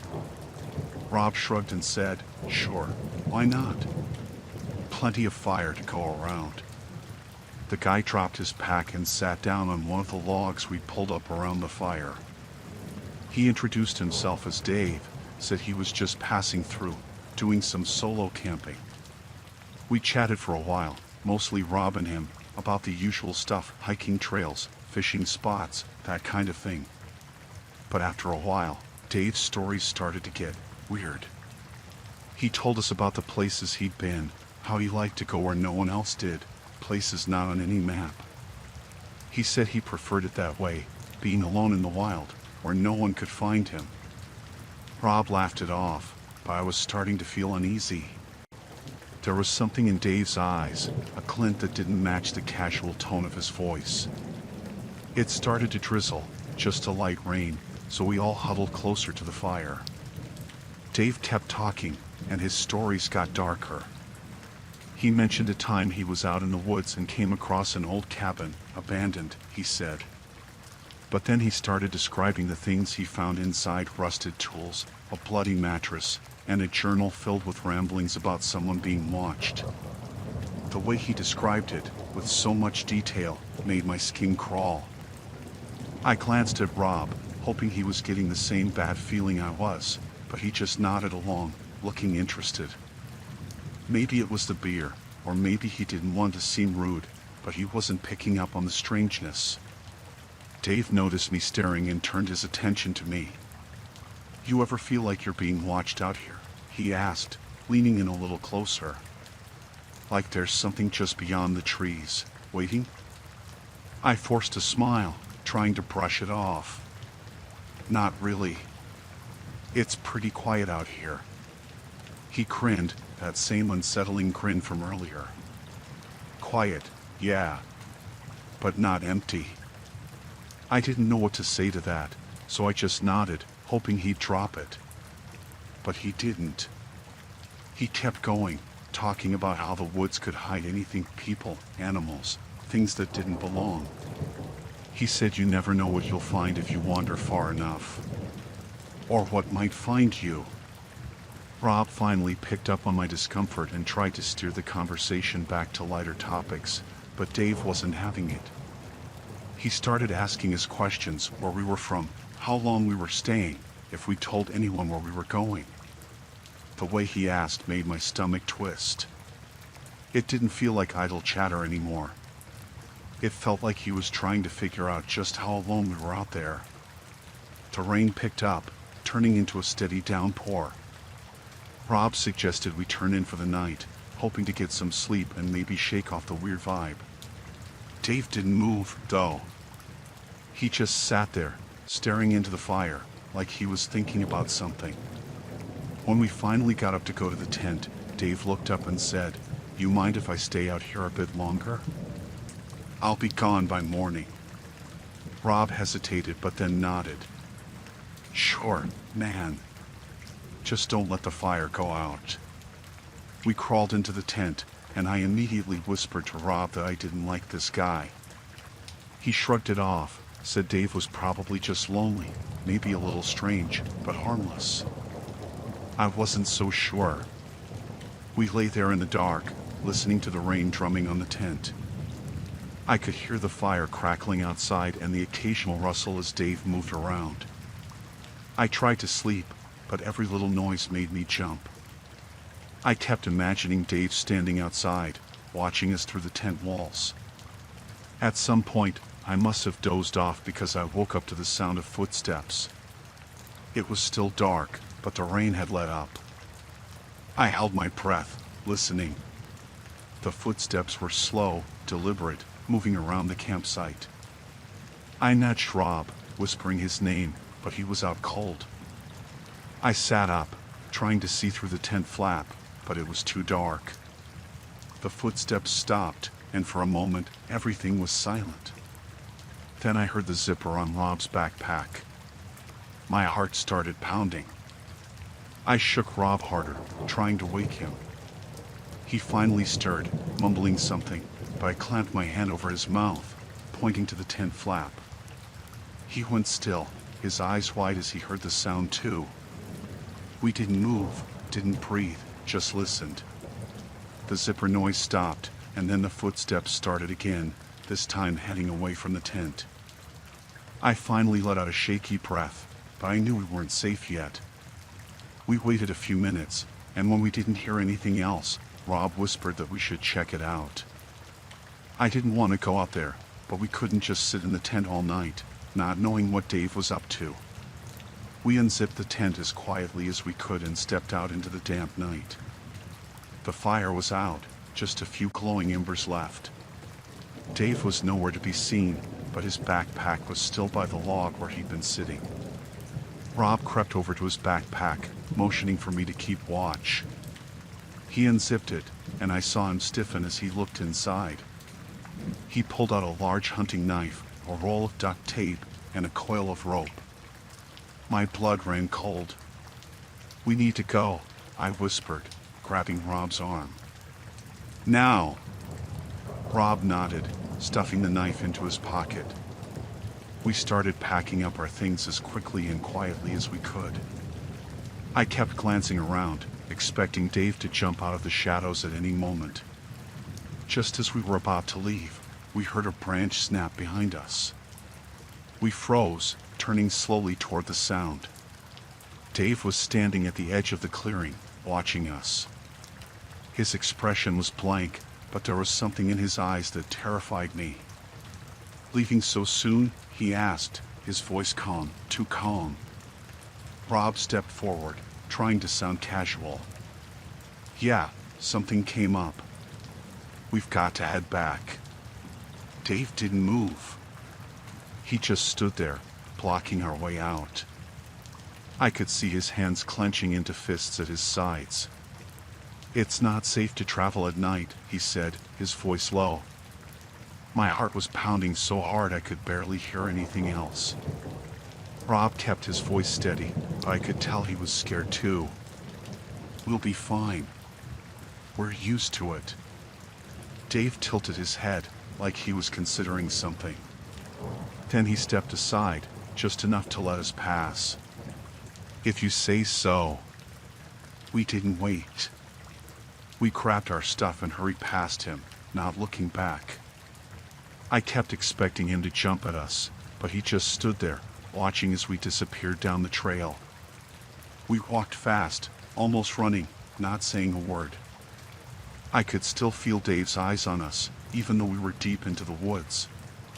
The rain started up again, but we didn't stop. We just wanted to get as far away from him as possible. When we finally reached the car, we threw our stuff in the back and took off, not caring that we left most of our campsite behind. It wasn't until we were miles down the road that we finally started to breathe again. Rob kept glancing in the rearview mirror, like he expected Dave to be following us. I didn't say anything, but I couldn't shake the feeling that we had narrowly escaped something terrible.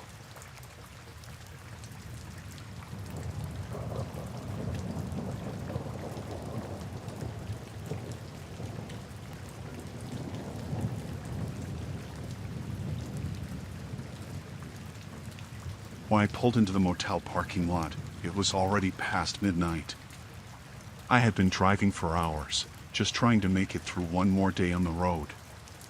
I didn't plan on stopping, but the rain was coming down so hard I couldn't see more than a few feet in front of me. The neon sign for the motel flickered weakly, and I decided it was better to spend the night there than risk driving any further. The place was run down, paint peeling off the walls and a couple of the windows boarded up. There were only a few cars in the lot, and the office light was dim. I walked in, and a guy at the desk barely looked up from his magazine. He was an older man, with graying hair and a face that looked like it had seen better days. I asked for a room, and he handed me a key without much of a word. Room 12. The room was as bad as I expected. The carpet was stained, the bed looked lumpy, and the TV was one of those old boxy ones from the 90s. I didn't care, though. I was too tired to care. I tossed my bag on the floor and collapsed onto the bed. The rain pounded against the window, and the wind howled outside. I figured I'd just sleep through the night and leave early in the morning. I must have dozed off pretty quickly, but it didn't feel like I had been asleep for long when I woke up. I didn't wake up gradually. It was like my brain just flipped on all at once. I couldn't move. My arms, my legs, they were tied to the bed. I tried to scream, but something was in my mouth, a gag, tight and rough against my skin. Panic hit me like a truck. I thrashed as hard as I could, but the ropes didn't budge. They tied me down tight. The room was dark except for the faint light coming through the window. My heart was racing so fast I thought I might pass out. How the hell did this happen? I'd locked the door. I was sure of it. I tried to remember if I heard anything before I blacked out, but my mind was a blank. It was like I'd gone to sleep and woken up in someone else's nightmare. I lay there, listening, trying to hear if anyone else was in the room. But it was quiet, dead quiet except for the rain. I started breathing harder, thinking maybe I could make enough noise to get someone's attention. I tried to yell through the gag, but it just came out as muffled groans. I pulled at the ropes again, but they were solid. Whoever did this knew what they were doing. I didn't know how long I was like that, but it felt like forever. My muscles were burning from struggling, and sweat was running down my face. I was terrified someone would walk in any minute, but at the same time, I was terrified they wouldn't. I wanted to believe it was some kind of prank, some sick joke, but deep down I knew it wasn't. After what felt like hours, I heard footsteps outside. They were slow and deliberate, getting closer and closer. My heart pounded so hard it was the only thing I could hear. The footsteps stopped right outside my door, and I heard the doorknob turn. I squeezed my eyes shut, pretending to be asleep, hoping maybe they'd just leave me alone. The door creaked open, and I felt someone step into the room. They moved quietly, but I could feel their presence. The air felt heavy, like something terrible was about to happen. I didn't dare open my eyes, but I could hear them moving around, hear their breathing. I waited for them to do something, say something, touch me, anything, but they didn't. They just stood there, watching me. Eventually, I couldn't take it anymore. I opened my eyes just a crack, enough to see a shadowy figure standing by the bed. They were tall, their face hidden in the darkness. My breath caught in my throat, and I closed my eyes again, praying they didn't notice. But they did. I felt a hand grab my arm, squeezing tight. My eyes flew open, and I saw them leaning over me. Their face was so close I could feel their breath on my skin. They didn't say anything, just stared at me with cold, empty eyes. I tried to pull away, but they held me down, pressing me into the mattress. Then they spoke, their voice low and chilling. "You shouldn't have stopped here." My mind was spinning, trying to make sense of it. I wanted to scream, to beg for mercy, but the gag kept me silent. The figure reached into their pocket and pulled out something shiny, a knife. My blood ran cold as they held it up, letting the dim light glint off the blade. They didn't use it, though. They just hovered over me for what felt like an eternity, as if they were deciding whether to end it right there. Then, just as suddenly as they appeared, they pulled back. They cut the ropes around my wrists and ankles, not all at once, but slowly, like they wanted me to know they were in control. My limbs felt like jelly, too weak to fight back. Once I was free, they stepped back, letting me sit up. I ripped the gag from my mouth, gasping for air, but before I could do anything, they grabbed my face, forcing me to look at them. "If you want to live, you'll leave. Now." I didn't need to be told twice.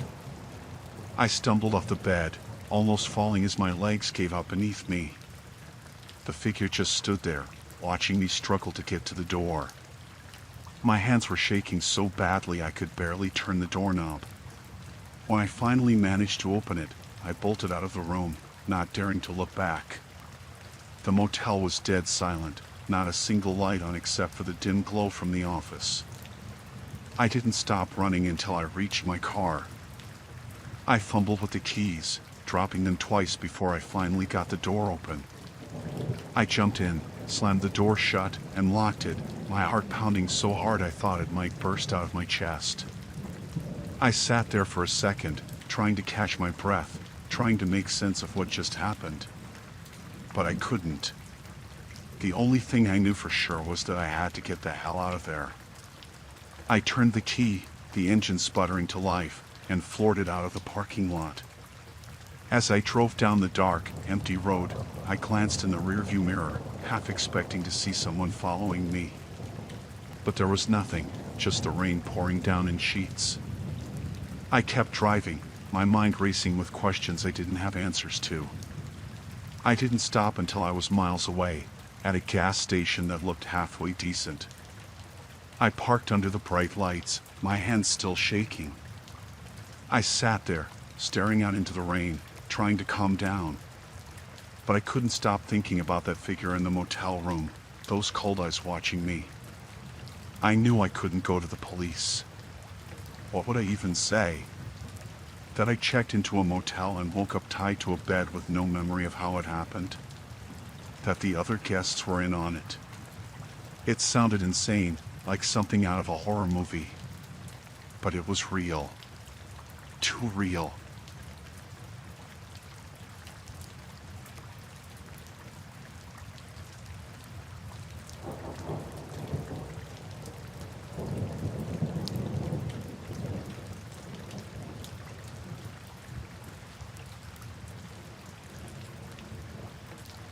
Tim and I had been looking forward to the weekend at the cabin for weeks. We needed a break from the city, from work, from everything. The place was as remote as it gets, no phone signal, no Wi-Fi, just trees and silence all around. It was perfect. The first day was great. We hiked, cooked over the fire, and spent the evening on the porch with nothing but the sounds of the forest around us. The air was cool and crisp, and the stars were brighter than I'd ever seen. By the time we went to bed, we were both exhausted, and I fell asleep almost as soon as my head hit the pillow. I'm not sure what woke me up that night. I just remember lying there in the dark, staring at the ceiling. The only sound was Tim's slow, steady breathing next to me. I figured it was just the unfamiliarity of the place making me restless. I turned over and tried to get comfortable, but that's when I heard it, the faintest creak, like wood settling, but more deliberate. I froze, listening. It was quiet for a while, and I started to think I'd imagined it. But then I heard it again, a soft, careful step. It was coming from above us, from the roof. My heart started to race. I nudged Tim, but he just mumbled something and rolled over. I didn't want to wake him up over nothing, so I lay there, straining to hear. The footsteps were slow and deliberate, like someone was trying not to be heard. They moved across the roof, then stopped right above us. I held my breath, waiting for something to happen, but after a few minutes, everything went silent again. I told myself it was probably just an animal, a raccoon or something. But deep down, I didn't really believe it. The next morning, I mentioned it to Tim. He shrugged it off, saying it was probably nothing. These old cabins make all kinds of noises, he said. I wanted to believe him, so I tried to put it out of my mind. We spent the day exploring more of the woods, and by the time we got back, I had almost forgotten about the night before. But when the sun went down, and the shadows started creeping in, I couldn't shake the unease that settled in my chest. We were sitting by the fire when we heard it again, another creak, this time from the porch. It was subtle, like the sound of a board bending under weight. I looked at Tim, and I could see that he heard it too. He got up, grabbed the flashlight, and opened the door to check outside. The beam of light swept across the porch, but there was nothing there. See? Just the wind or something, he said, trying to sound casual. But I could tell he was spooked too. We went back inside, locking the door behind us. I tried to shake off the feeling of dread, but it clung to me. I kept looking around, expecting to see something move in the shadows. Tim tried to distract me with a card game, but I couldn't focus. I kept hearing little noises, the crackling of the fire, the creak of the floorboards, every little sound seemed magnified. It was around midnight when things started getting weird. I was in the kitchen, grabbing some water, when I heard a thud from the living room. I rushed back and saw that one of the chairs had fallen over. I stared at it, my pulse quickening. "Did you do that?" I asked Tim, but he was just as confused as I was. We set the chair back up, but I couldn't shake the feeling that we weren't alone. Tim tried to reassure me, saying it was just the old house settling, but I could see he was getting nervous too. The tension was thick in the air, and neither of us knew what to do. Then, just as we were about to head to bed, we heard it again, footsteps, but this time, they were inside the house. They were faint, like someone was trying to move quietly. We stood there, frozen, listening as they crept down the hallway toward us. My heart was pounding so hard I thought it might burst out of my chest. Tim grabbed the poker from the fireplace, holding it like a weapon. We slowly made our way down the hall, the sound of the footsteps growing louder. They stopped just as we reached the bedroom door. Tim pushed it open, and we both jumped as the door creaked on its hinges. But there was nothing there, just an empty room, exactly as we'd left it. We checked every corner of the house, but there was no sign of anyone. No open windows, no broken locks, nothing. But the feeling of being watched was so strong it made my skin crawl. I couldn't shake the thought that whoever or whatever was making those sounds was still there, just out of sight. Tim suggested we leave, but it was the middle of the night, and the storm outside had picked up. The rain was coming down in sheets, and the wind howled through the trees. The idea of driving in that weather didn't seem any safer than staying put. We decided to wait it out until morning. We barricaded ourselves in the living room, moving the couch in front of the door. Tim kept the poker close by, and I had a kitchen knife in my hand, though I wasn't sure what good it would do. We sat there in the dim light of the dying fire, barely speaking, just listening. The footsteps started again, this time coming from the roof.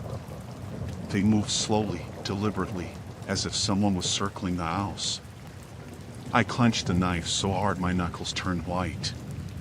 Tim's face was pale, his eyes wide with fear. The footsteps moved to the window, then stopped. I could feel my heart in my throat as I stared at the dark glass, half expecting a face to appear. But there was nothing, just the rain pouring down outside. The minutes dragged on, and the silence was almost worse than the noises. We were trapped, and there was nothing we could do but wait. Just when I thought the worst was over, there was a loud bang from the back door. It sounded like something heavy had been thrown against it. Tim jumped up, his grip tightening on the poker. We both stared at the door, waiting for it to burst open. But it didn't. Instead, we heard the footsteps retreating, slowly moving away from the house. We didn't move for what felt like hours, just sat there, listening to the storm and the fading sounds of footsteps. Eventually, exhaustion took over, and I must have drifted off. When I woke up, it was morning. The storm had passed, and the sun was shining through the windows. We didn't waste any time packing up. Neither of us wanted to spend another minute in that cabin. As we loaded the car, I couldn't shake the feeling that we were being watched, that someone or something was still out there, hiding in the trees. We drove away, leaving the cabin and the nightmare behind us.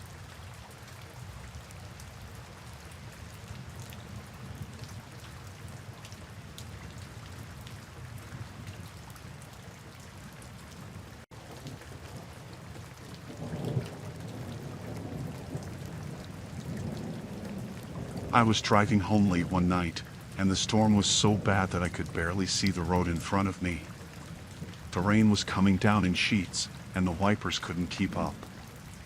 I was tense, my hands gripping the steering wheel, trying to stay focused. I had a long drive ahead of me, and the weather wasn't making it any easier. I almost didn't see him at first. He was standing on the side of the road, drenched, with his thumb out. I don't know what made me stop. Maybe it was the fact that he looked so miserable out there in the rain, or maybe I just wanted someone to talk to. Either way, I pulled over and rolled down the window. "Need a ride?" I asked. He nodded, his face half hidden by the hood of his jacket.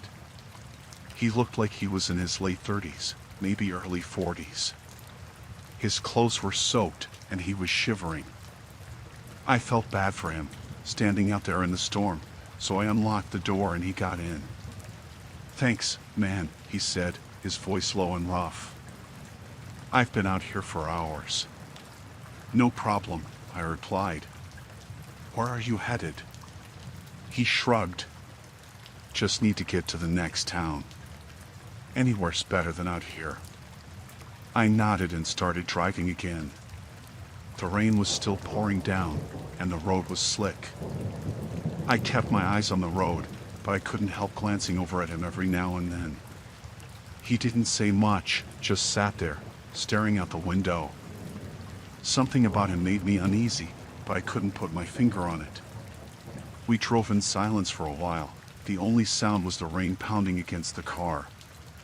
I tried to make small talk to break the tension. "Crazy weather, huh?" I said, forcing a smile. "Yeah," he replied, not looking at me. "Crazy." After that, we fell silent again. I was starting to regret picking him up. The air in the car felt heavy, and I couldn't shake the feeling that something was off. But I pushed the thought aside and kept driving. After a few miles, he finally spoke again. "You live around here?" Not too far, I answered. Just passing through, though. He nodded, and then he said something that sent a chill down my spine. You've got a nice house. Out in the country, right? Big yard, lots of trees. I glanced at him, my heart skipping a beat. How do you know that? He smiled, but it didn't reach his eyes. Just a guess. My grip on the wheel tightened. I didn't like this. Not one bit. I tried to stay calm, telling myself it was just a coincidence, but the way he said it, it didn't feel right. We drove on, and I could feel his eyes on me, watching me. The rain was still pouring down, and the road seemed to stretch on forever. I just wanted to get to the next town, drop him off, and be done with it. You've got a dog, too, he said suddenly. Big, black one. Likes to bark at strangers. My blood ran cold. There was no way he could know that. I hadn't mentioned it, and my house was way off the beaten path. Nobody just guessed that kind of thing. I tried to keep my voice steady. How do you know about my dog? He turned to me, and the look in his eyes made my stomach churn. I've been by your place a few times. Nice spot you got there. Real quiet. Panic started to rise in my chest. I didn't know what to do. I was in the middle of nowhere with a man who seemed to know way too much about me. My mind raced, trying to think of a way out, but there was nothing. Just a storm in the empty road. I think you should get out, I said, my voice shaking. He didn't move. Just stared at me with that same cold smile. Why would I do that? We're just getting to know each other. My heart was pounding in my chest. I needed to get rid of him, but I couldn't just stop in the middle of the storm. I had to keep driving, had to get to a place with people, somewhere safe. He leaned back in his seat, still watching me. You know, I've been thinking about moving out to the country. A place like yours would be perfect. Maybe I'll pay you a visit sometime. I couldn't take it anymore. I slammed on the brakes, the car skidding on the wet road. Get out. I shouted. He just sat there for a moment, then slowly opened the door. All right, he said, stepping out into the rain. But I'll see you around. Count on it. I didn't wait for him to close the door. I hit the gas and sped off, my hands trembling on the wheel. I drove as fast as I could, my mind racing. Who was he? How did he know so much about me? And what did he want? I didn't stop until I reached the next town. I pulled into a gas station, my heart still pounding. I sat there for a few minutes, trying to calm down, but the fear wouldn't go away. I knew I'd never forget that man's face, or the way he looked at me. I got home later that night, but I didn't sleep. I kept thinking about what he'd said, about him knowing where I lived. Every little noise made me jump, and I kept expecting to see him standing outside my window. It's been weeks now, and I still can't shake the feeling that he's out there, watching me. I've changed my locks, got a security system, even bought a gun. But none of it makes me feel any safer. Every time I drive down that road, I think about him, standing there in the rain, and I wonder if he's waiting for me. I can't shake the feeling that it's only a matter of time before he shows up again. And when he does, I don't know what I'll do.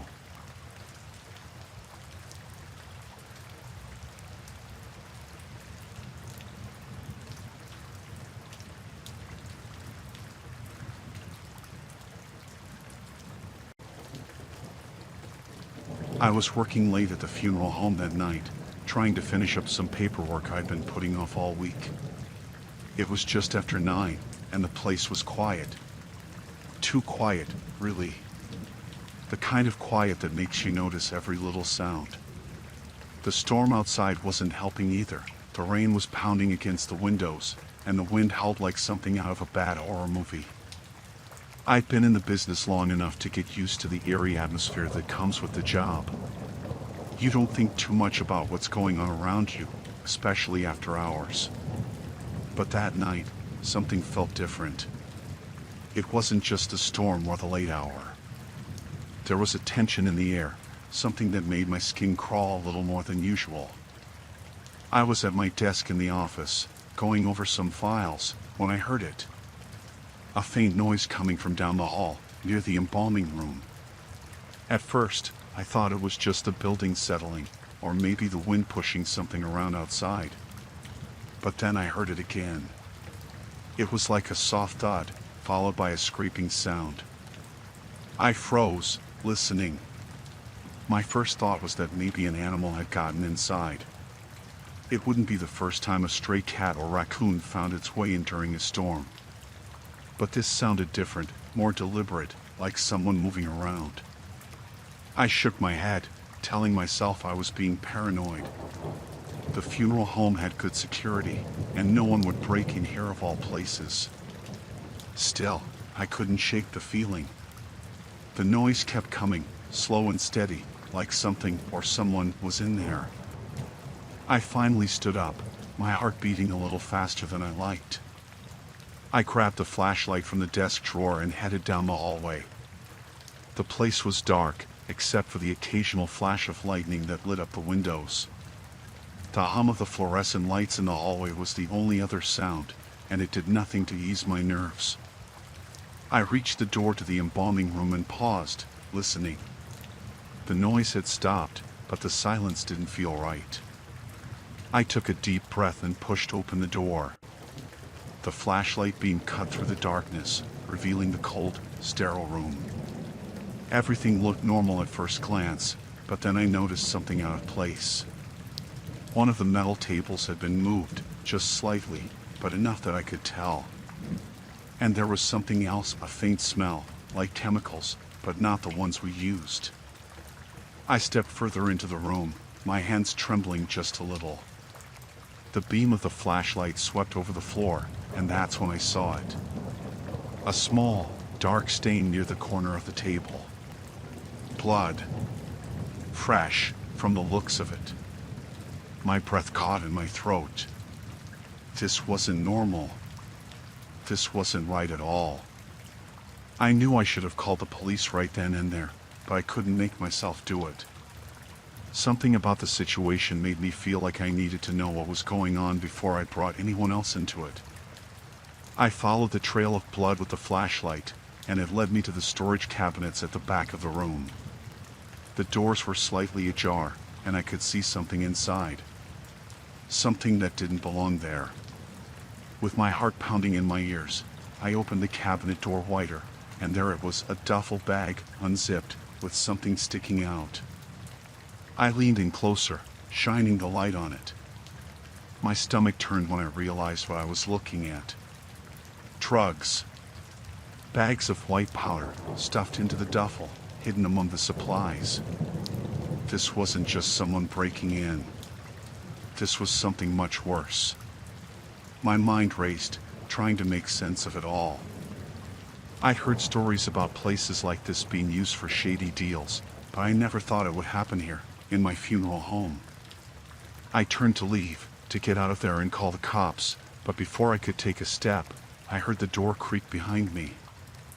I spun around, and there he was, a man, tall, with a scar running down the side of his face. He was holding a gun, pointing it right at me. "Don't move," he said, his voice cold and steady. "You weren't supposed to find this." I froze, the flashlight shaking in my hand. I didn't know what to say, what to do. He stepped closer, and I could see the tension in his eyes, the way his hand gripped the gun. He was desperate, and that made him even more dangerous. "Look, I didn't see anything," I lied, trying to keep my voice steady. "I'll just leave, and you can do whatever you need to do." He didn't lower the gun. "Too late for that," he said. "You're involved now." I tried to think of a way out, but my mind was blank. The storm outside was still raging, the wind howling louder than ever. It felt like the walls were closing in on me, like I was trapped with no way out. Then, in a split second, I made a decision. I wasn't going to just stand there and let him do whatever he was planning. I had to do something, anything, to get out of there alive. I lunged forward, swinging the flashlight as hard as I could. It connected with his arm, and the gun went off, the sound deafening in the small room. Pain shot through my shoulder, but I didn't stop. I pushed him back, knocking him off balance. He stumbled, and I took my chance, running for the door. I didn't look back as I tore down the hallway, my shoulder throbbing with pain. I could hear him shouting, cursing, but I didn't stop. I burst out into the storm, the rain soaking me instantly, but I didn't care. I just kept running. I made it to my car, fumbling with the keys, my hands shaking so badly I could barely get the door open. I jumped in and locked the doors, my heart racing. I glanced back at the funeral home, but there was no sign of him. I didn't wait to find out if he was coming after me. I started the car and sped off, the tires slipping on the wet pavement. I drove straight to the police station, not stopping until I was inside, telling them everything. They took me seriously, especially when they saw the blood on my shirt and the panic in my eyes. They went to the funeral home, but by the time they got there, the man was gone. The drugs were still there, though, and that was enough to start an investigation. I don't know if they ever caught him, and part of me doesn't want to know. I haven't been back to the funeral home since that night. I left my job, moved to another town, trying to put it all behind me. But the memory still haunts me, the thought of how close I came to not making it out alive.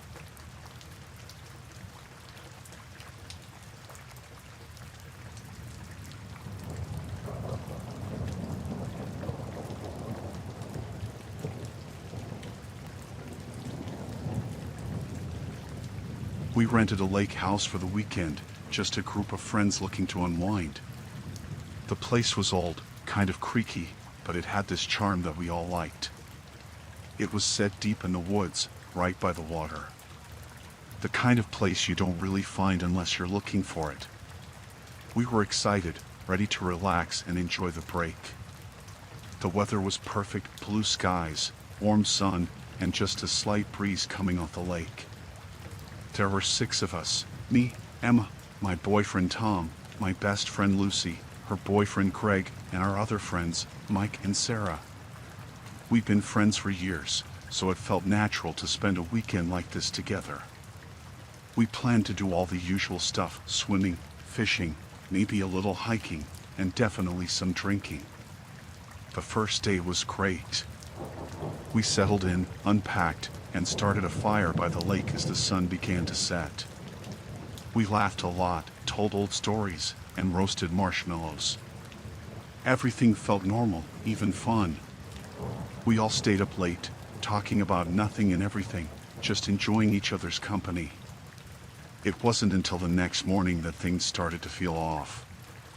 We woke up to find that Mike wasn't in his room. We thought maybe he'd gone for a run. He was always up early, and he liked to stay active. But when we called his phone, it just rang and rang. We searched around the house, checked the dock by the lake, and even walked up the road a bit, but there was no sign of him. We didn't think much of it at first. Maybe he'd gone for a swim or decided to explore the woods on his own. But as the day went on and he still didn't show up, we started to worry. By late afternoon, we were all getting anxious. It wasn't like Mike to just disappear. He was responsible, the kind of guy who'd leave a note if he was going somewhere. That evening, we all sat around the living room, trying to figure out what to do. The sun had gone down, and the darkness seemed thicker than usual, pressing against the windows. Sarah was the first to suggest calling the police, but Craig said we should wait until morning. He figured Mike would come back on his own. But then Lucy went missing. She'd said she was going to get some air, just stepping out onto the porch for a minute. None of us noticed she was gone until we realized it had been too long. When we went out to look for her, she wasn't there. Her phone was still in the house, lying on the coffee table. That's when panic really set in. We split up to search, but deep down, I think we all knew it was a bad idea.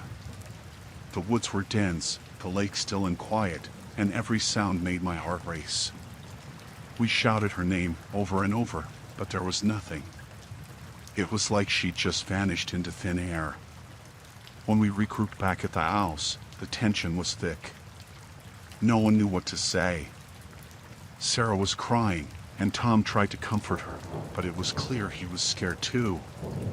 Craig kept pacing, muttering to himself. I felt like I couldn't breathe, like the walls were closing in on us. Then Craig said he was going to find them, no matter what. He grabbed a flashlight and headed out, telling us to stay put. We tried to stop him, but he wouldn't listen. He said he couldn't just sit there while his girlfriend was missing. We watched him disappear into the darkness, the beam of his flashlight bouncing through the trees. He didn't come back. Hours passed, but they felt like days. The house felt colder, emptier. We didn't dare go outside again. We just sat there, waiting, hoping someone would walk through the door, but no one did. Tom kept saying we should have left as soon as Mike went missing, that we'd made a mistake staying there. The next morning, the three of us, me, Tom, and Sarah, decided we couldn't wait any longer. We needed to get out of there, find help, do something. But when we went outside to the car, the tires were slashed. Every single one. There was no way to drive out, and the nearest town was miles away. That's when I knew we were being hunted. Someone was out there, watching us, waiting for the right moment. The realization hit me like a punch to the gut. I felt sick, dizzy. Tom tried to keep us calm, said we'd walk to town, that we'd stick together and be safe. But I could see the fear in his eyes. We grabbed whatever we could carry, water, some snacks, a couple of flashlights, and started walking. The woods were so quiet, too quiet, like even the birds and animals were hiding. I kept looking over my shoulder, expecting to see something, someone, following us. But there was nothing, just the rustling of leaves and the crunch of twigs under our feet. Sarah was struggling to keep up, so we slowed down, but that just made the walk feel even longer. Every step felt like it could be our last. My mind was racing, imagining all the terrible things that could happen. I kept thinking about Mike, Lucy, and Craig, wondering where they were, if they were even alive. We didn't get far before Sarah started lagging behind again. Tom and I stopped to wait for her, but when we turned around, she was gone. Just gone, like she'd been swallowed up by the woods. There was no sound, no sign of struggle, nothing. I wanted to scream, to run, but my body felt frozen, rooted to the spot. Tom grabbed my hand, pulling me along, telling me we had to keep moving. I didn't argue. I couldn't. All I could think about was getting away, finding safety, but the woods felt endless. The trees all looked the same, and I couldn't tell if we were making progress or just going in circles. Then, out of nowhere, Tom stopped. I asked him what was wrong, but he didn't answer. He just stood there, staring ahead. I followed his gaze and saw it, a figure in the distance, standing among the trees. It was too far away to make out any details, but I knew it wasn't one of our friends. Tom whispered that we needed to move quietly, that we couldn't let them see us. We started backing away, trying to be as silent as possible, but the figure began moving towards us, slowly at first, then picking up speed. My heart was pounding so hard I thought it might burst. We turned and ran, as fast as we could, branches slapping against our faces, our feet stumbling over roots and rocks. I could hear footsteps behind us, getting closer, and I pushed myself to run faster, even though my legs felt like they were on fire. I don't know how long we ran before we broke through the trees and saw the road. It was empty, just a strip of asphalt cutting through the wilderness, but it felt like a lifeline. We bolted towards it, not caring if the figure was still behind us or not. All I wanted was to get out of those woods. A car came around the bend just as we reached the road. We flagged it down, desperate, and the driver, a middle-aged man who looked as terrified as we felt, let us in. We didn't explain, didn't say anything. We just begged him to drive, and he did, speeding away from that place as fast as he could. Tom and I never found out what happened to the others.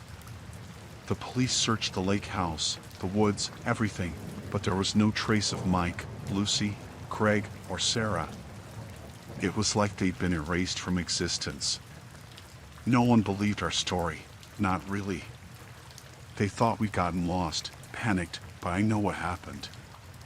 Someone out there was picking us off, one by one. I haven't gone camping since.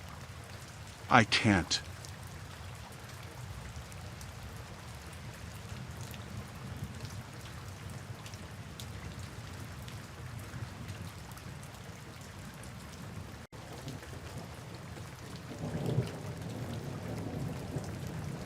When we moved to the farmhouse, it felt like a new beginning.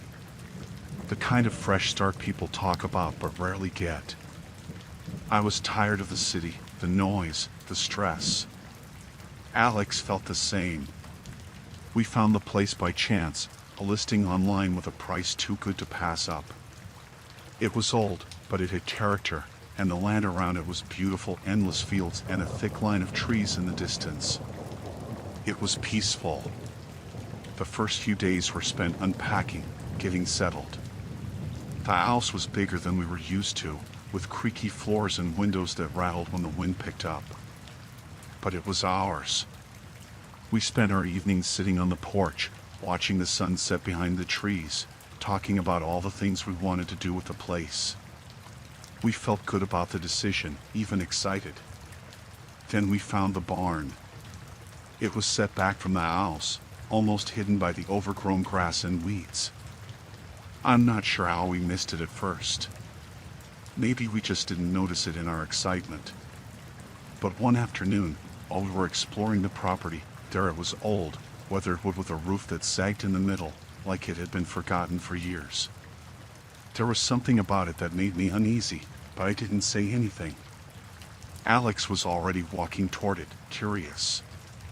The door was heavy, stuck in place from years of disuse, but we managed to push it open. The smell hit us first, musty, damp, like the air inside hadn't moved in decades. The light filtered in through the gaps in the wood, casting strange shadows on the dirt floor. There wasn't much inside, just some old farming equipment, rusted and covered in cobwebs. But then Alex noticed the markings. They were carved into the wood, low to the ground, almost like someone had tried to hide them. They weren't like anything I'd ever seen, just strange symbols, jagged lines that didn't seem to make any sense. Alex tried to brush it off, said it was probably just kids messing around years ago, but I wasn't so sure. There was something about them that felt wrong. We didn't talk about the barn after that. We were busy with other things, fixing up the house, getting the place in order. But at night, I'd lie in bed thinking about those markings, wondering what they meant, who had put them there. It was like a dark cloud hanging over our new beginning, something I couldn't shake. A few nights later, I woke up to a sound outside. It was faint, like something rustling in the grass. I looked over at Alex, but he was still asleep. I didn't want to wake him, so I got up quietly and went to the window. The moon was bright, lighting up the yard, but there was nothing there. Just the wind moving through the trees. I told myself it was nothing, but I couldn't fall back asleep. The next morning, we found something strange. In the yard, near the barn, the grass was flattened in a perfect circle, like something heavy had been sitting there. There were no tracks leading to it or away from it, just that one spot, pressed down like it had been done deliberately. Alex tried to laugh it off, said it was probably just animals, but I could tell he was unnerved too. We decided to investigate the barn again, this time during the day. The light was better, and we could see more of the markings. They covered more of the walls than we realized, stretching up higher than we thought. Alex brought out his phone and took some pictures, saying he'd look them up later, try to figure out what they meant. But I didn't want to know. I just wanted to forget about it, pretend we hadn't seen anything. That night, the noises outside got louder. It wasn't just rustling this time, it was footsteps, slow and deliberate, moving around the house. I shook Alex awake, and we both listened, holding our breath. The footsteps circled the house, then stopped. We didn't move, didn't even breathe, until we heard them again, this time moving away, back toward the barn. The next morning, we found more strange things. The front door was unlocked, even though I knew I'd locked it before bed. In the kitchen, one of the chairs was turned over, like someone had knocked it down. But nothing was missing. It was like someone had been there, but they hadn't taken anything. Just moved things around. Alex tried to stay calm, but I could tell he was scared. We both were. We didn't know what was happening, but it felt like we were being watched, like someone was playing a game with us. We decided to call the police, but when they came out, they didn't find anything. They looked around, asked some questions, but there was nothing they could do. No signs of forced entry, no evidence of anyone being there. That night, the footsteps came back. This time, they were louder, more insistent, like whoever it was wanted us to know they were there. Alex grabbed a flashlight and said he was going out there, but I begged him not to. I had this feeling, deep in my gut, that something terrible would happen if he went outside. So we stayed in, sitting in the dark, listening to those footsteps until they finally stopped. The next day, we decided we had to do something.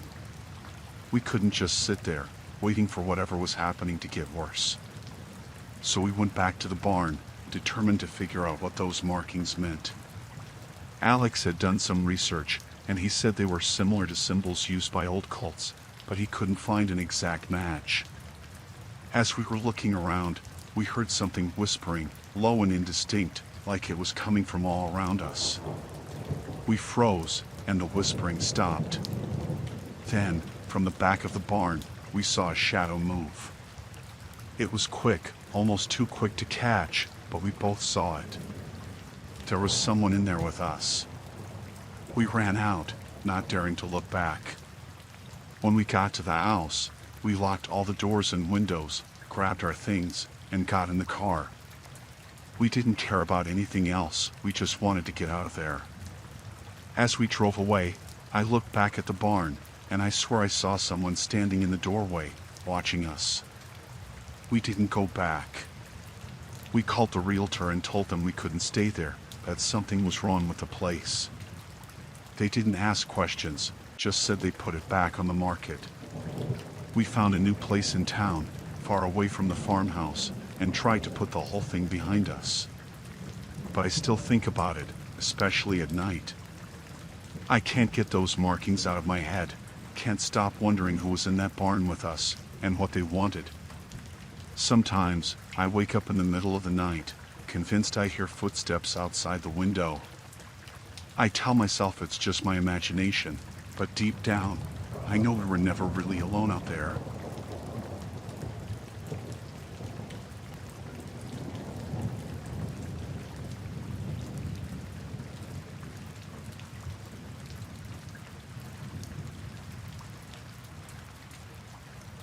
I decided to go camping to clear my head. It was supposed to be a simple, relaxing weekend away from everything. I packed up my gear, drove out to a national park I'd heard was quiet and secluded, and found what seemed like the perfect spot. It was a small clearing surrounded by trees, right next to a gentle stream.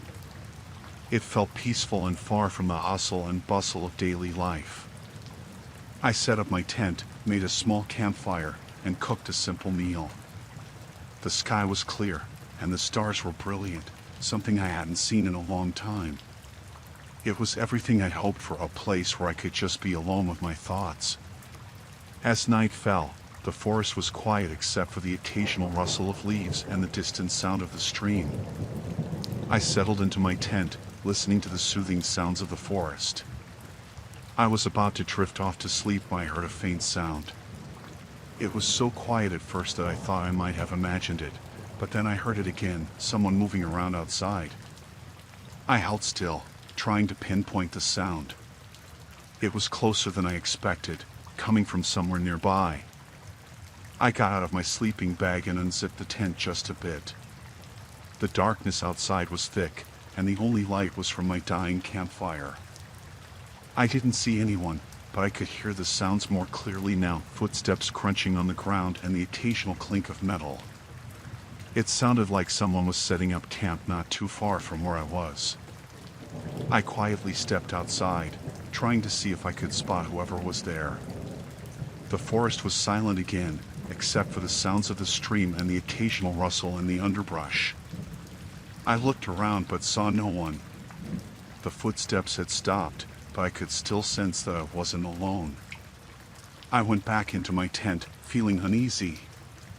I tried to convince myself that it was probably just another camper who had arrived late and was setting up quietly. But the sound of footsteps had been too deliberate, too close. I lay in my sleeping bag, listening intently, but the night seemed to stretch on forever.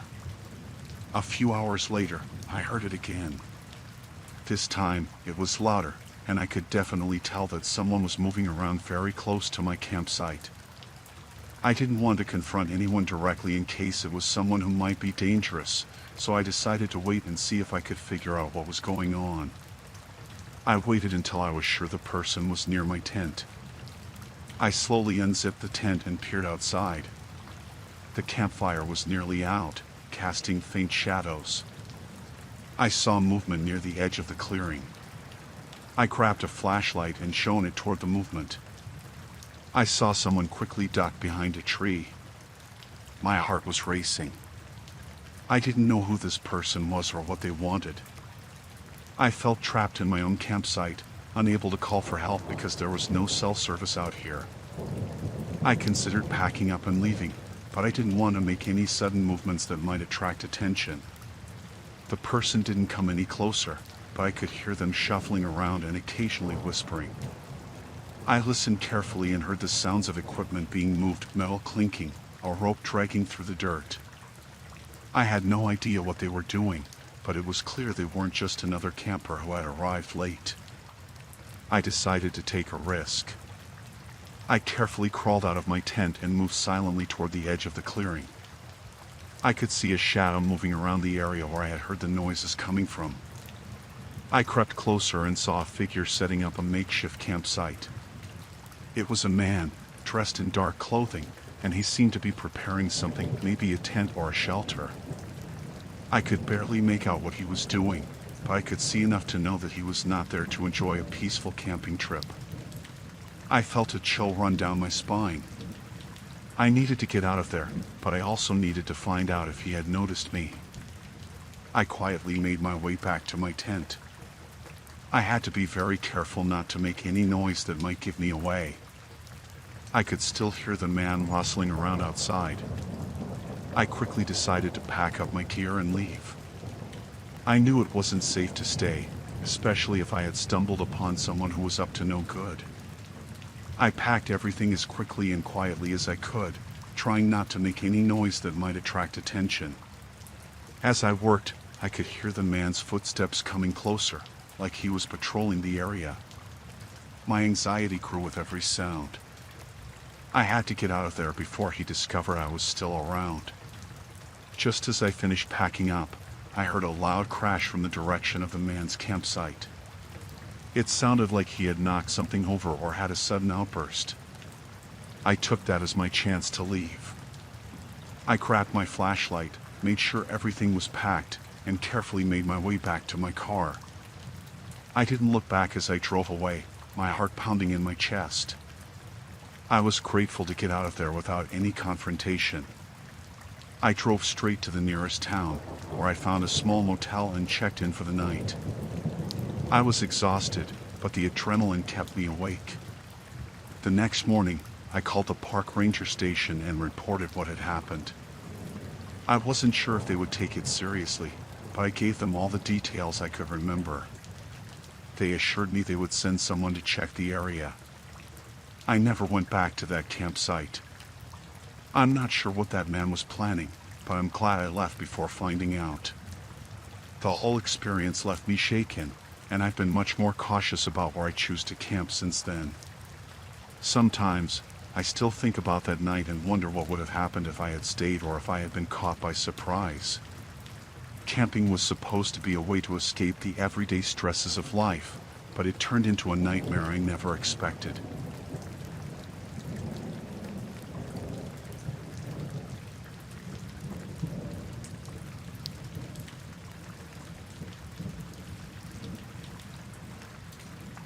My car broke down on a lonely road.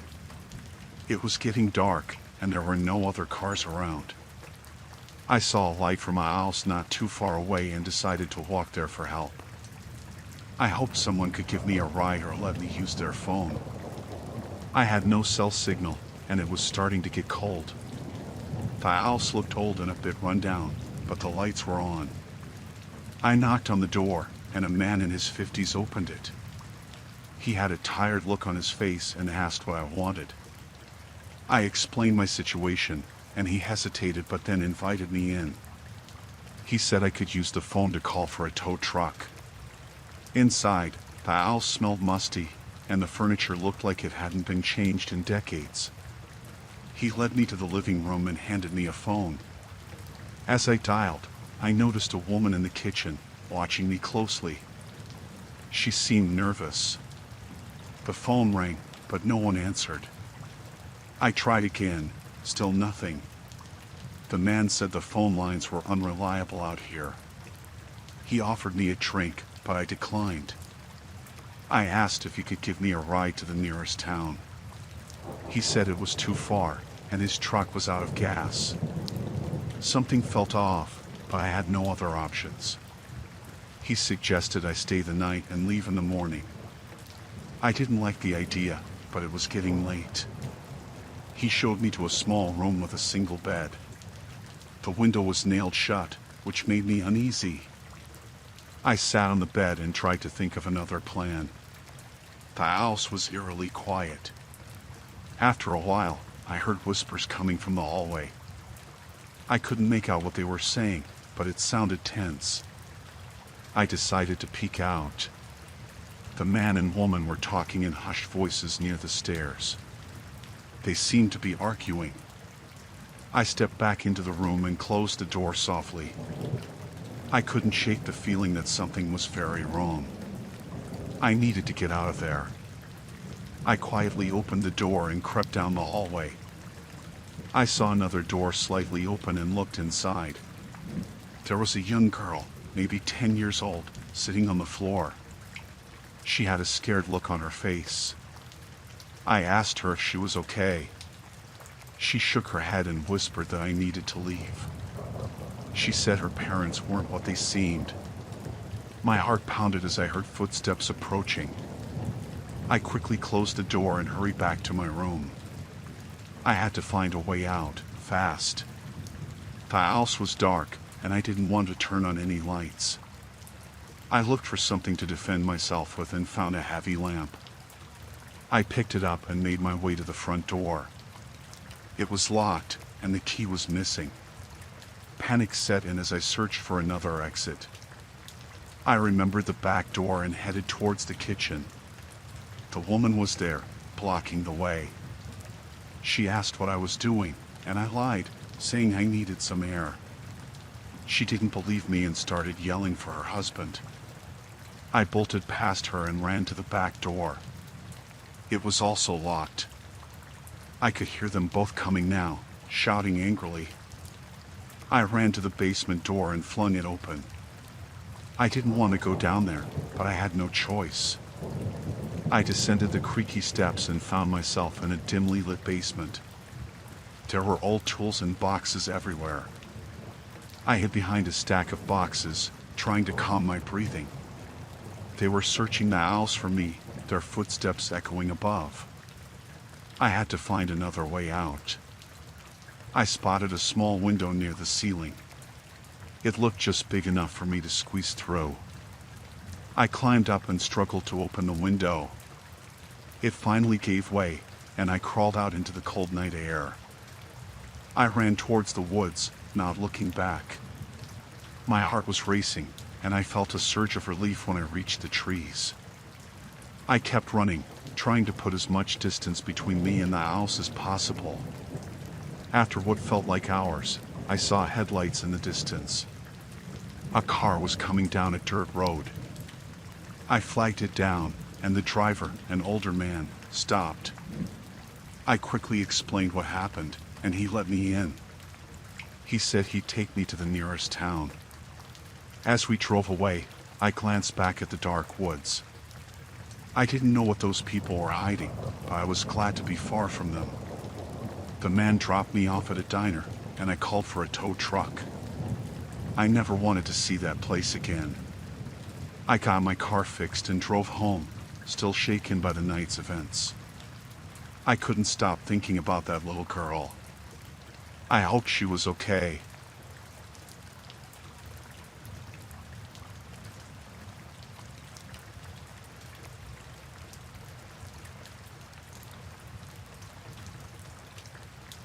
I need to share what happened during our family vacation. It started off as a regular trip to a remote cabin we had rented for the summer. It was supposed to be a peaceful getaway, but it quickly turned into a nightmare. We arrived at the cabin in the early afternoon. It was isolated, surrounded by thick woods. The place was charming with its rustic look, and the view of the lake was beautiful. My wife, Sarah, and our 2 kids, Lily and Jake, were excited. We unloaded the car and settled in.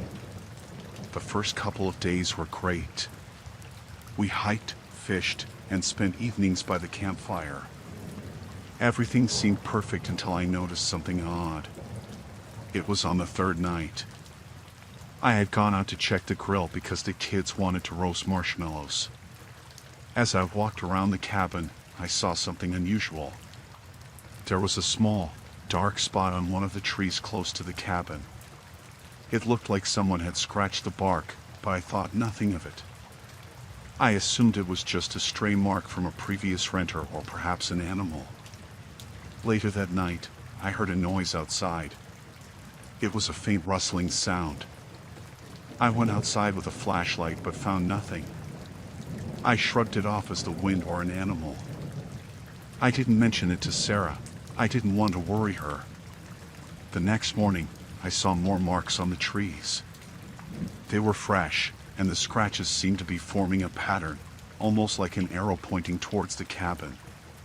This unsettled me, but I didn't want to alarm my family. I decided to keep an eye on things. That night, while everyone was asleep, I heard the sound again. This time, it was closer. I grabbed the flashlight and went outside. I looked around the cabin and noticed something in the shadows, a figure darting between the trees. My heart raced, but I couldn't see clearly enough to make out who it was. I went back inside and locked all the doors and windows. I decided to wait and see if anything else happened. I felt like someone was watching us. The following day, I found more signs of disturbance. It looked like someone had been near the cabin during the night. I told Sarah about my concerns. She was worried but thought it was just my imagination. I couldn't blame her for thinking that. I tried to stay calm for the sake of the kids. We decided to go for a hike to distract ourselves. During the hike, I noticed a man watching us from a distance. He was dressed in dark clothes and appeared to be hiding behind some trees. I pointed him out to Sarah, but by the time we got closer, he was gone. Sarah thought it might be a fellow hiker, but I wasn't convinced. That night, I heard footsteps around the cabin. They were slow and deliberate. I woke Sarah and told her to stay quiet. I took a peek outside and saw the same figure again, closer to the cabin this time. I was terrified and didn't know what to do. The next morning, I found that someone had tampered with the cabin's porch lights. The bulbs were unscrewed. This made me even more anxious. I decided we should leave immediately, but Sarah insisted on staying one more night since we had already paid for the week. That night, the situation escalated. I heard the footsteps again, but this time they were louder and more aggressive. I saw the figure clearly through a gap in the curtains. It was a man with a rough face, wearing a mask. I couldn't take any chances. I woke Sarah and told her we had to leave. We packed as quickly as possible. As we were loading the car, I saw the man emerging from the woods. He was carrying what looked like a crowbar. I told Sarah to get the kids in the car while I tried to confront the man. I grabbed a baseball bat from the trunk. As I approached the man, he ran back into the woods. I didn't pursue him but made sure everyone was safe inside the car. We drove straight to the nearest town and stayed in a motel for the night. The next day, I reported the incident to the local police. They took our statement and said they would look into it, but they couldn't offer much help since there was no clear evidence of the man's identity. The police never found out who the man was, but we were able to get a refund for the remaining days at the cabin. We went home early and never returned to that cabin.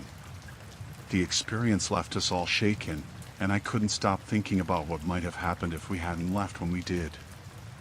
I still get anxious when we go on vacation, always checking and double-checking our accommodations. The memory of that summer and the feeling of being watched will always haunt me.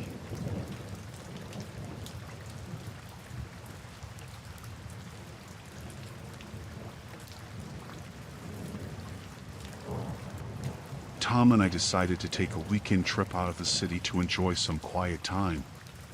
We found a cabin rental in a remote area that seemed perfect for relaxation. The drive was long but enjoyable, and the scenery was beautiful. We were looking forward to a peaceful few days away from work and stress. The first day went smoothly. We spent time hiking and exploring the area. The cabin was exactly what we had hoped for. The second day, we decided to explore a bit more and maybe find a scenic spot to have a picnic. The map showed a small trail that looked interesting, so we set out to find it. As we drove, the road became less paved and more rugged. We didn't think much of it, figuring it was just part of the adventure. We followed the directions on our GPS, but soon it started acting up. The signal was weak, and we ended up taking a wrong turn. Before we knew it, the trees around us thickened, and the road turned into a narrow, winding path. We didn't see any other cars or signs of civilization. I started to feel uneasy, but Tom kept reassuring me that we were just off the beaten path and would find our way back soon. After about an hour, we saw a small, dilapidated sign that read "Welcome to Pine Grove Community." The place looked run down, and the houses were spread out and seemed older. It was clear that this was not the scenic spot we had intended to visit. We decided to turn around and head back. That's when things started to go wrong. As we tried to retrace our route, we noticed a few people watching us from their porches and yards. Their stares were intense and made me uncomfortable. I tried to ignore it and hoped we would get out of there soon. Tom took another wrong turn, and we ended up deeper into the community. The roads were getting narrower, and the houses more isolated. I could see people moving around in the distance, but no one came up to us or offered assistance. The sense of unease grew as we saw a few locals gathered near a rundown building. They watched us closely, and I noticed some of them whispering to each other. I told Tom we should stop and ask for directions, but he seemed more focused on finding a way out quickly. We stopped at a small general store, hoping to get some help. Inside, the store was dimly lit and poorly stocked. The cashier was an older man who looked at us with a mix of curiosity and irritation. Tom asked for directions back to the main road, but the man's answers were vague and unhelpful. As we left the store, I saw a group of people standing outside, talking and pointing at our car. My heart began to race. It felt like we were being watched and followed. Tom tried to drive out, but the road signs and landmarks were no longer familiar. Suddenly, we found ourselves on a road that seemed to lead out of the community, but it was blocked by a makeshift barricade. A few locals stood there, looking stern and unfriendly.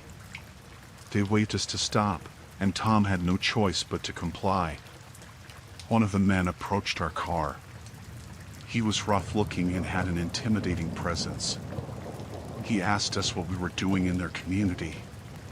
Tom tried to explain that we were lost and just wanted to leave, but the man's expression didn't soften. The man said we were not allowed to leave until we were properly checked. He seemed to be the leader, or at least in charge of the situation. I was terrified, feeling like something was seriously wrong.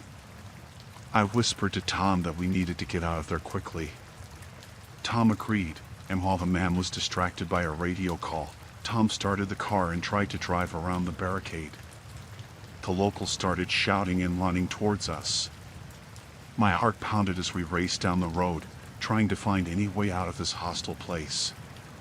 We drove for what felt like hours, making several wrong turns and trying to avoid being followed. The local shouts grew faint behind us, but we didn't stop to check. We finally found a road that looked like it could lead back to a more populated area. After driving for a while, we saw a highway sign that brought us some relief. We were back on a known route and could see more cars on the road. We stopped at a rest area to catch our breath and gather ourselves. We couldn't believe what had just happened. The community had felt like a trap, and we were lucky to have escaped. We made our way back to the cabin, feeling a mix of relief and lingering fear. We decided to cut our trip short and head back home.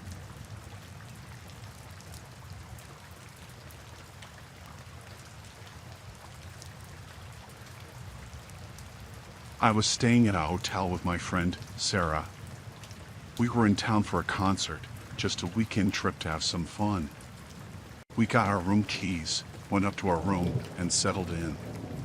The hotel wasn't anything fancy, just a typical mid-range place, but it was clean and comfortable. After a long day of travel, we decided to get some sleep. Sarah said she was going to grab a drink from the vending machine down the hall.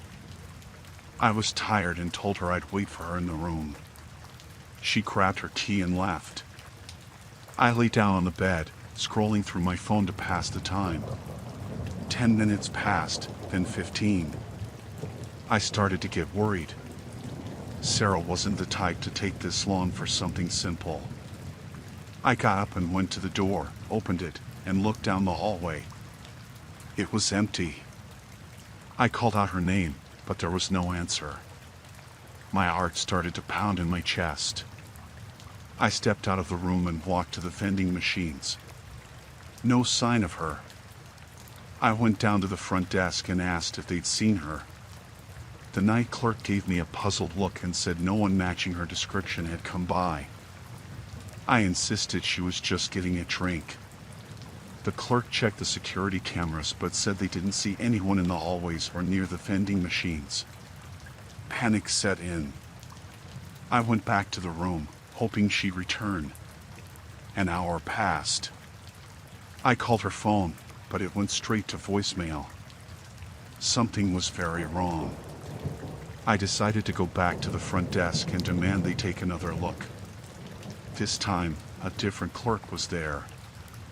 I explained everything again, and they checked the records.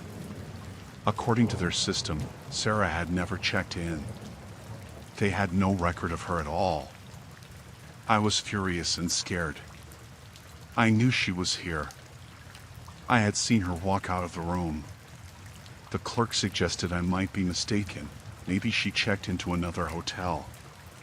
But I knew that wasn't true. I went back to the room, trying to think.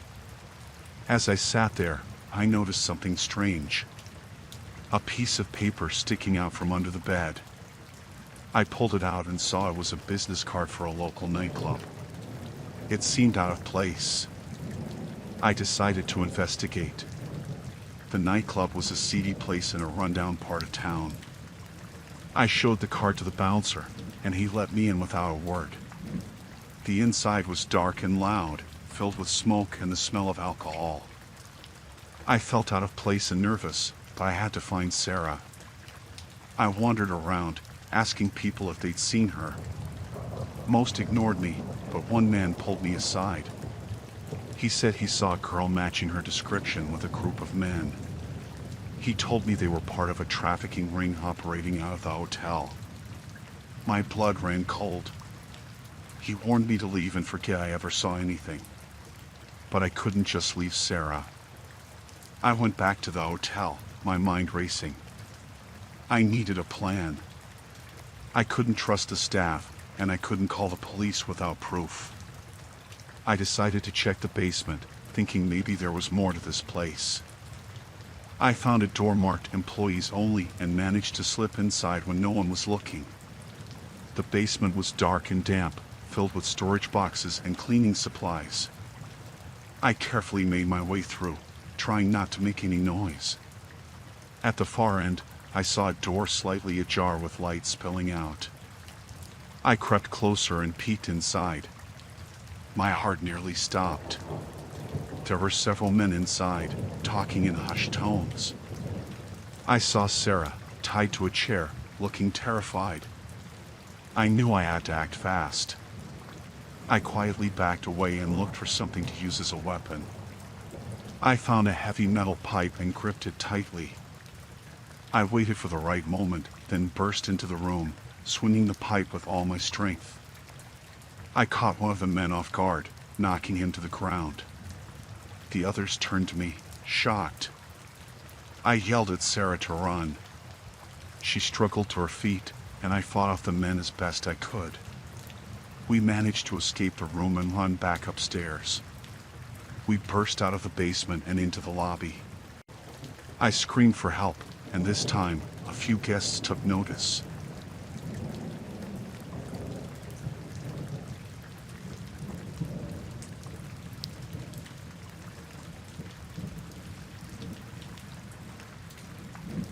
I decided to rent a farmhouse out in the country for a few weeks to work on my novel. It was isolated, just what I needed for some quiet writing time. The place was old, with creaky floors and thick walls. It felt like it was miles away from anything or anyone.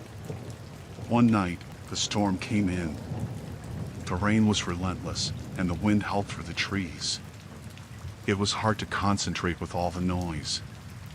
Around midnight, as I was trying to focus on a scene, I heard something that made my heart skip a beat. There were noises downstairs, thumps, shuffling, and the unmistakable sound of something breaking. I froze, straining to hear. The sounds were getting closer, and I realized someone was trying to break into the house. My first instinct was to hide, but then I thought about the layout of the farmhouse. There were 2 floors, and my room was on the second. If they got in, they would eventually make their way upstairs. I needed to stay calm and think. I quietly went to the window and peeked out through the blinds. All I saw was the rain pouring down and the occasional flash of lightning. No sign of anyone outside. The noises continued, louder now, and it was clear they were inside the house. I grabbed my phone, but there was no signal out here. My heart was pounding. I had to get out of the house and find a way to contact the police. I checked the back door. It was locked tight. I decided to use the old fireplace as a means of escape. It had a small, hidden door that led to a crawl space. I opened it carefully and crawled in. The space was tight and filled with dust, but it was better than being found. The noises downstairs were growing more chaotic. I could hear voices now, harsh and low. I knew they were looking for something, and it wasn't long before I heard them climbing the stairs. My head was spinning. I crawled deeper into the space, trying to ignore the creeping feeling of claustrophobia. I waited, my breath shallow, listening for any sounds that might indicate their next move. I heard them moving around upstairs, checking rooms. I tried to keep my mind focused on the plan. If I could get to the nearest neighbor, they might be able to call the police. The farmhouse was surrounded by dense woods, and I had to be careful navigating through them in the storm. When the noises seemed to move away, I slowly and quietly crawled out of the space. The upstairs was silent, but I knew it was only a matter of time before they would be back. I needed to be quick. I slipped out of the house through a small side door that led to the back. The rain was coming down in sheets, and the wind nearly knocked me over as I stumbled into the woods. The trees were thick, and I had trouble seeing where I was going. I followed what I remembered was the path to the neighbor's house, but everything looked different in the storm. I tried to keep my steps light, but the mud made it hard to move fast. I kept going, even though I felt like I was moving in circles. Every crack of a branch or distant thunder made me jump. I couldn't afford to lose my way. The neighbor's house was my only hope. Finally, I saw a light in the distance. I pushed through the underbrush and stumbled into the driveway. I banged on the door, shouting for help. The lights flicked on, and a woman opened the door, looking startled. I quickly explained what happened, and she called the police for me. I could hear sirens in the distance, and it felt like a weight had been lifted off my shoulders. We waited together, her offering me a dry towel and some warm tea to calm my nerves. The police arrived and went to the farmhouse. They found the intruders, who turned out to be a group of thieves looking for valuables. They had been in the house for hours, but they didn't find anything because I had hidden everything away. I was shaken, but I was safe. The police assured me that I could return to the farmhouse, but I decided against it. I stayed with the neighbor for the rest of the night and went home the next morning. The storm had finally passed, but the experience left me rattled.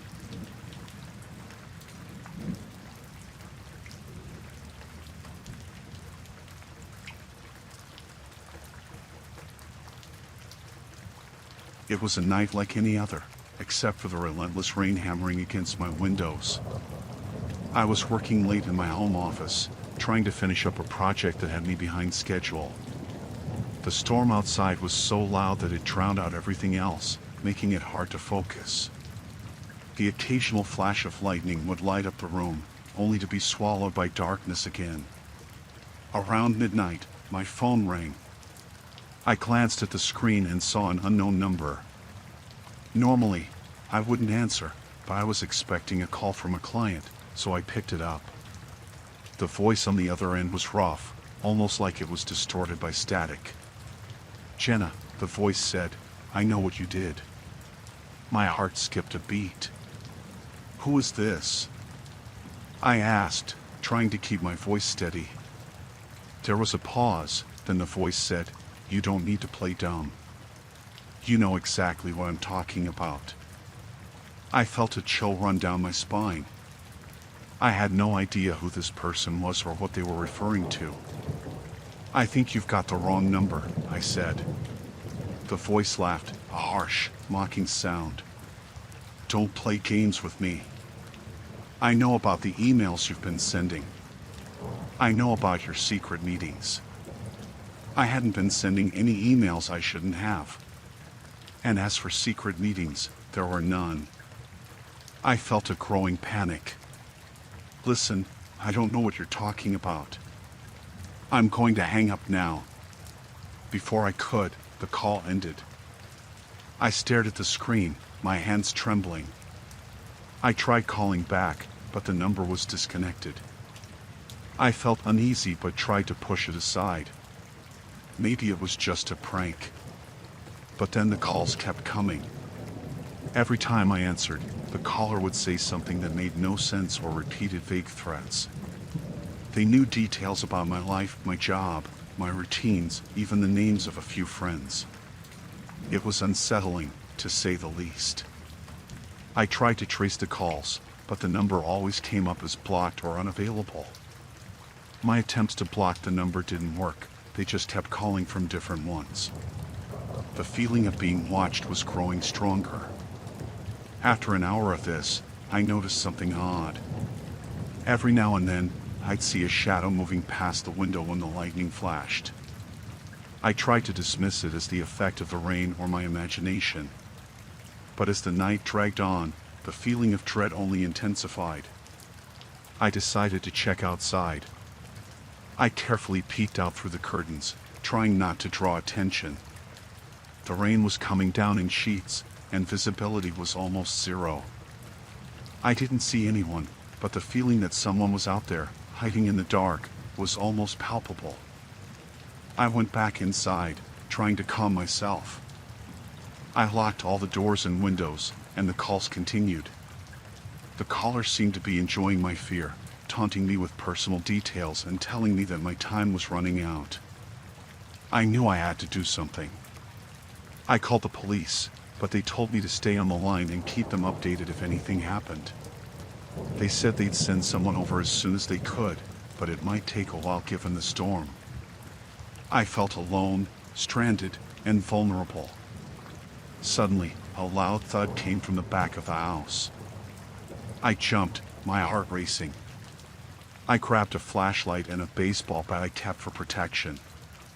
The power flickered, and I knew the storm was causing disruptions.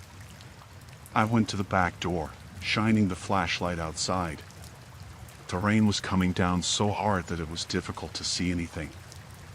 I carefully opened the door and stepped out, the mud squishing beneath my shoes. The backyard was empty, but I noticed a set of muddy footprints leading from the edge of the yard to the back door. They looked fresh, and the sight made my blood run cold. I quickly went back inside, locked the door, and called the police again, telling them about the footprints. They promised someone would be there soon. I sat in my office, waiting, the fear making it hard to concentrate. The calls had stopped, but the silence was almost worse.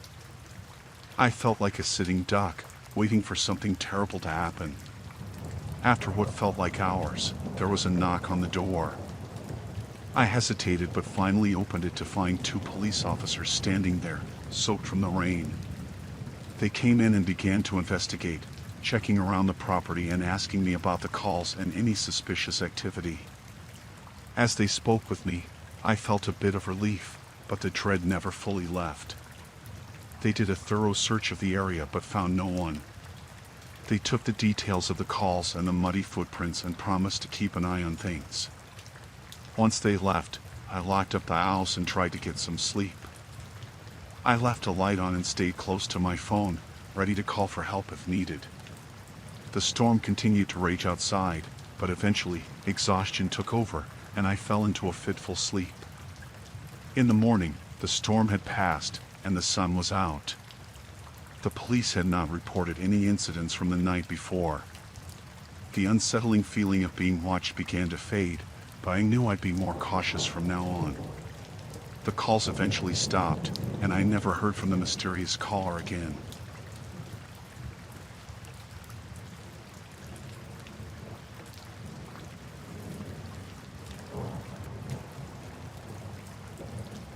It was pouring rain when I left the office that night. The storm had been building all day, and now it was a full-blown downpour. I hurried to my car, huddling under my umbrella, and saw Tom standing at the entrance. He looked soaked, even with his raincoat on. "Need a ride?" I called out. Tom smiled, relieved. "Thanks, Rachel. I appreciate it." He climbed into the passenger seat, and I cranked up the heat. We chatted about work as I navigated the slick roads. The rain was so heavy, it was hard to see beyond a few feet. The wipers were working overtime, but it barely made a difference. We came to a red light, and I glanced over at Tom. He seemed tense, his fingers drumming on his knee. "Everything okay?" I asked. He nodded, but didn't say anything. The light turned green, and I started to drive. A few blocks later, I noticed Tom wasn't in the car anymore. My heart skipped a beat. I hadn't heard the door open or felt any movement. I pulled over, panic rising. How could he just disappear? I got out, looking around, calling his name. The rain was relentless, soaking me in seconds. There was no sign of him anywhere. I got back in the car, my mind racing. Did he jump out? Why didn't I hear anything? I decided to head back to the office, thinking maybe he had gone back there for some reason. When I arrived, the building was dark and locked up. I knocked on the door, hoping the night guard might have seen something. No answer. I was alone. I drove around the area, circling the blocks near where he vanished, but there was no sign of Tom. Feeling desperate, I called the police. They said they would send someone out to take a report, but their tone made it clear they thought he probably just decided to walk home. I sat in my car, shivering from the cold and the fear. Something was very wrong. I decided to go to Tom's apartment, hoping he might be there. When I got there, his lights were off. I banged on his door, but no one answered. As I turned to leave, a figure stepped out of the shadows. I jumped, recognizing one of Tom's neighbors. He looked at me with a mix of curiosity and concern. "You looking for Tom?" he asked. I nodded. "Have you seen him?" He shook his head. "Not since this morning." "Is something wrong?" I explained what had happened, and he looked even more worried. "Tom's been acting strange lately. He mentioned something about being followed, but I thought he was just stressed from work." The rain kept pounding down as I got back into my car. My phone rang, and I saw it was an unknown number. I hesitated, then answered. "Rachel," a voice said. It was Tom, but he sounded scared. "Tom, where are you?" "I don't have much time." "Don't trust them," he whispered. The line went dead. My hands were shaking as I tried to call him back, but it went straight to voicemail. I had no idea what was going on, but I knew I couldn't go to the police. They wouldn't believe me. I drove around aimlessly, trying to piece together what little I knew. My thoughts were interrupted by the sight of a black car that seemed to be following me. Every turn I made, it was right there behind me. Panic set in. I took a sharp turn down a side street and sped up, hoping to lose them. My heart was pounding as I navigated the narrow, rain-slicked roads. I glanced in the rearview mirror and saw the car still behind me. I drove towards the outskirts of town, hoping the winding roads would help me shake them. The car was relentless, though, staying on my tail. I saw a narrow dirt road and turned onto it, the car bouncing over the rough terrain. The road led into a dense forest. The trees closed in around me, and the headlights of the car behind me disappeared. I kept driving until I found a small clearing, then turned off my engine and lights, hoping they wouldn't find me. I sat there in the dark, the rain hammering on the roof, trying to calm my racing heart. I had to figure out what was happening and why Tom had disappeared. I couldn't go home, it wasn't safe. After what felt like hours, the rain finally started to let up. I decided to head back to town, keeping to the back roads. I needed answers, and the only place I could think of was Tom's apartment. When I arrived, the building was dark and quiet. I snuck in through a side door that I knew was always left unlocked. I crept up to Tom's apartment and picked the lock, a skill I had learned years ago and never thought I'd need. Inside, the place was a mess. Papers were scattered everywhere, and it looked like someone had been searching for something. I found Tom's laptop on the table and opened it, hoping for a clue. As I searched through his files, I found a folder marked Danger. Inside were documents and photos detailing some kind of conspiracy. There were pictures of people I recognized from around town, notes about meetings, and lists of names. It was all connected to some illegal activities that Tom had uncovered. Suddenly, I heard footsteps outside the door. I quickly closed the laptop and hid behind the couch. The door creaked open, and I saw a pair of boots step inside. I held my breath, praying they wouldn't find me. The person moved around the apartment, searching through the mess. After what felt like an eternity, they left, and I heard the door lock behind them. I waited a few minutes before coming out of my hiding spot. I grabbed Tom's laptop and slipped out of the apartment, heading back to my car. I needed to find a safe place to go through the files and figure out who I could trust. I drove to a nearby motel and checked in under a fake name. In the safety of my room, I opened the laptop again and went through everything. It was clear that Tom had stumbled onto something big, and now we were both targets. I knew I had to get this information to someone who could help, but I had to be careful. I spent the rest of the night making copies of the files and sending them to trusted contacts, hoping they would take it seriously. As dawn approached, I felt a little safer. The storm had passed, but I knew the danger wasn't over. I had to stay hidden until I could be sure the information was out and Tom was safe. The next few days were a blur of paranoia and fear. I moved from place to place, never staying in one spot for too long. I heard from one of my contacts that the information had been leaked to the press, and the authorities were investigating. Finally, I got a call from Tom. He was safe, hiding out in a different city. He thanked me for helping him, and we agreed to lay low until things blew over. It took months for the dust to settle, but eventually, the people behind the conspiracy were arrested, and things started to go back to normal. I never saw Tom again, but we kept in touch through encrypted messages.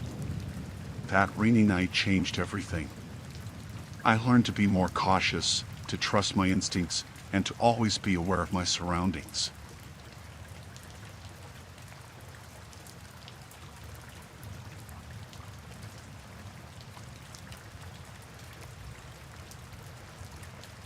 Last night was a shift like no other. I work as a security guard in a big office building downtown.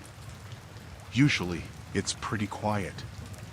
I make my rounds, check the cameras, and make sure everything is locked up. But last night, something happened that I still can't shake. It was around 1 a.m. when I got a call on the building's emergency line. It's a direct line, meant for real emergencies only. I answered it right away. A woman's voice was on the other end, trembling and scared. She said she was being held against her will somewhere in the building. I asked her where she was, trying to stay calm. She said she didn't know exactly, but described a room with no windows and a heavy door. My mind raced. I knew the building inside and out, and I couldn't think of a room like that. I told her to stay quiet and that I would find her. I grabbed my flashlight and set out to check every floor. I started on the ground floor and worked my way up. Each floor was empty, just dark offices and locked doors. I kept the phone on me, hoping she'd call back with more information. As I reached the top floor, I felt a chill. The top floor was supposed to be empty. No businesses, no offices, just storage. But the woman's voice was so real, so desperate. I checked every storage room, but they were all empty. I went back to the security office to check the cameras. I rewound the footage, looking for anything unusual. That's when I saw something strange. On one of the cameras, I saw a shadow moving in a hallway on the top floor. It was quick, but definitely there. I headed back up, heart pounding. I checked the hallway where I saw the shadow, but there was nothing. No signs of anyone. I started to think I was imagining things. But then, I heard a faint noise, like a door creaking. I followed the sound to a wall at the end of the hallway. It looked like a regular wall, but when I pressed on it, it moved. A hidden door. I couldn't believe it. I pushed it open and found a dark staircase leading down. I took a deep breath and descended the stairs. At the bottom was a heavy metal door, just like the woman described. I knocked softly and called out to her. She answered right away, her voice full of relief. I told her to stand back and tried the handle. It was locked. I looked around and saw a keypad on the wall. I had no idea what the code could be. I asked her if she knew, but she said her captors always punched it in too fast for her to see. I had to think fast. I remembered seeing a keypad in the security office, with a list of default codes for emergency use. I told her I'd be right back and ran up the stairs. My legs felt like lead as I sprinted to the office. I found the list and ran back down. I tried the first code, nothing. The second, still nothing. On the third try, the door clicked open. I pushed it open and saw her, tied to a chair in the middle of the room. She looked terrified, but unarmed. I rushed to her and untied her. She thanked me over and over, tears streaming down her face. I told her we needed to get out of there before her captors came back. We hurried up the stairs and out into the hallway. Just as we reached the main hallway, I heard voices. The captors were coming back. I led her to a nearby office and we hid inside, holding our breath. The voices got closer, then stopped right outside the door. I could see shadows moving under the door. They were looking for her. My heart was pounding so loud I was sure they could hear it. But after a few tense minutes, they moved on. We waited a bit longer, then made our way out. We got to the ground floor and out the front door. I called the police as soon as we were outside. They arrived quickly and took the woman to safety.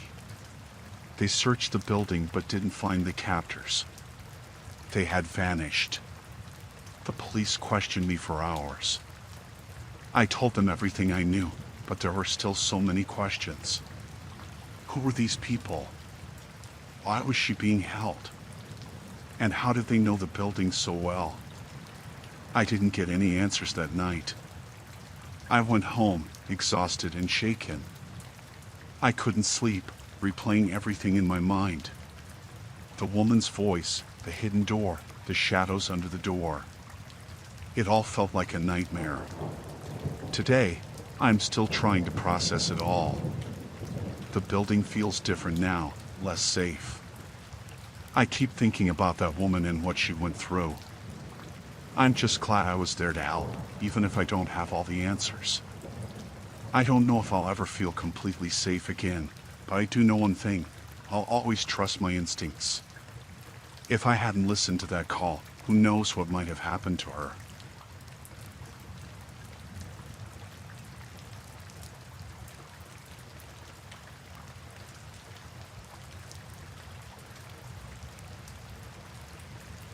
I stayed late in the university lab that night, trying to finish up some research I had been working on for weeks.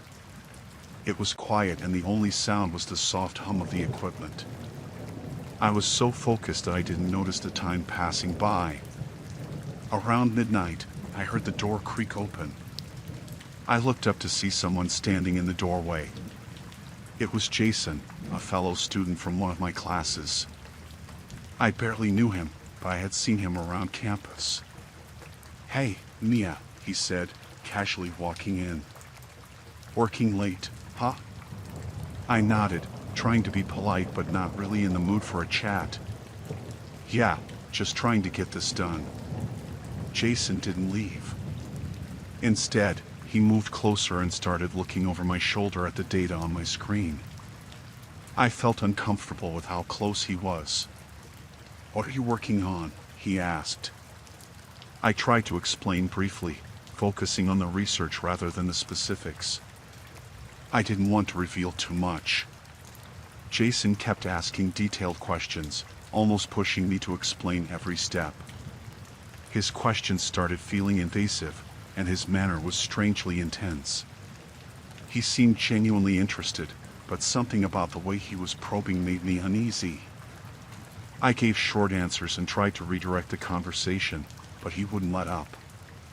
His eyes were focused on my screen, and he occasionally glanced at the stack of papers on my desk.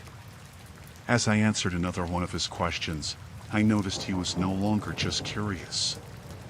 His questions had shifted to more personal aspects of my research and the methods I used. It felt like he was trying to dig into areas that were confidential. "Have you had any problems with your experiments?" he asked, his tone growing more insistent. "Any unexpected results?" I sensed something was off.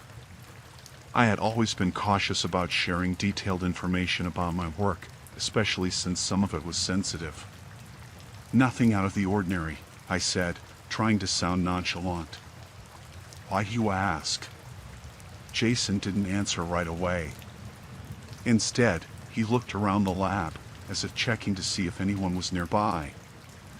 "I've heard some things about your project," he said finally, his voice dropping to a whisper. "I just want to make sure you're not missing anything." His demeanor made me more nervous. I could tell he was not just a curious student, there was something more to his interest. I felt a growing sense of dread. I needed to protect my research and, more importantly, keep myself safe. I decided to act as though I was still engaged in the conversation, but looked for an opportunity to get him out of the lab. "Actually, I think I need to finish this up. Can we talk another time?" I said, hoping he would take the hint. Jason didn't seem to take the hint. Instead, he sat down at one of the chairs and continued to ask questions, now about the security of my data. "How do you keep your files secure?" he asked, leaning closer. "Do you have backups?" I was becoming increasingly uncomfortable. "I have standard procedures for data security," I replied, trying to sound firm. "I really need to get this done now. Can you please leave?" He didn't move. Instead, he looked at me with a strange expression, almost as if he was assessing whether or not I was lying. I could see the wheels turning in his mind, and it made me shiver. Realizing that staying there any longer would only make things worse, I decided to take action. I reached for my phone and pretended to make a call. I said into the phone, "Hi, yes, this is Mia. I need some help in the lab." Jason's eyes widened slightly. He stood up abruptly. "Okay, I'll leave you to it," he said, his voice now strained. He quickly walked toward the door, but not before giving me one last look. It was clear he wasn't finished with me, but I needed him out of the lab. As soon as he was gone, I locked the door behind him and checked my research materials. Everything seemed to be in place, but I wasn't taking any chances. I backed up my data and made sure my files were secured. I couldn't shake the feeling of being watched. I stayed in the lab for a bit longer, making sure that no one else would come in. I was on high alert, knowing that Jason's behavior could mean trouble. The next day, I reported the incident to the campus security and my supervisor. They took the matter seriously and assured me they would look into it. I also made sure to change any passwords and security codes related to my research. Jason didn't show up in any of my classes after that, and I didn't hear from him again. The whole experience left me shaken, but I was relieved that I had managed to protect my work and myself. I was more cautious from then on, always being careful about who I spoke to about my research. It was a lesson learned the hard way about how important it is to stay vigilant, especially when dealing with people who seem too interested in what you're doing.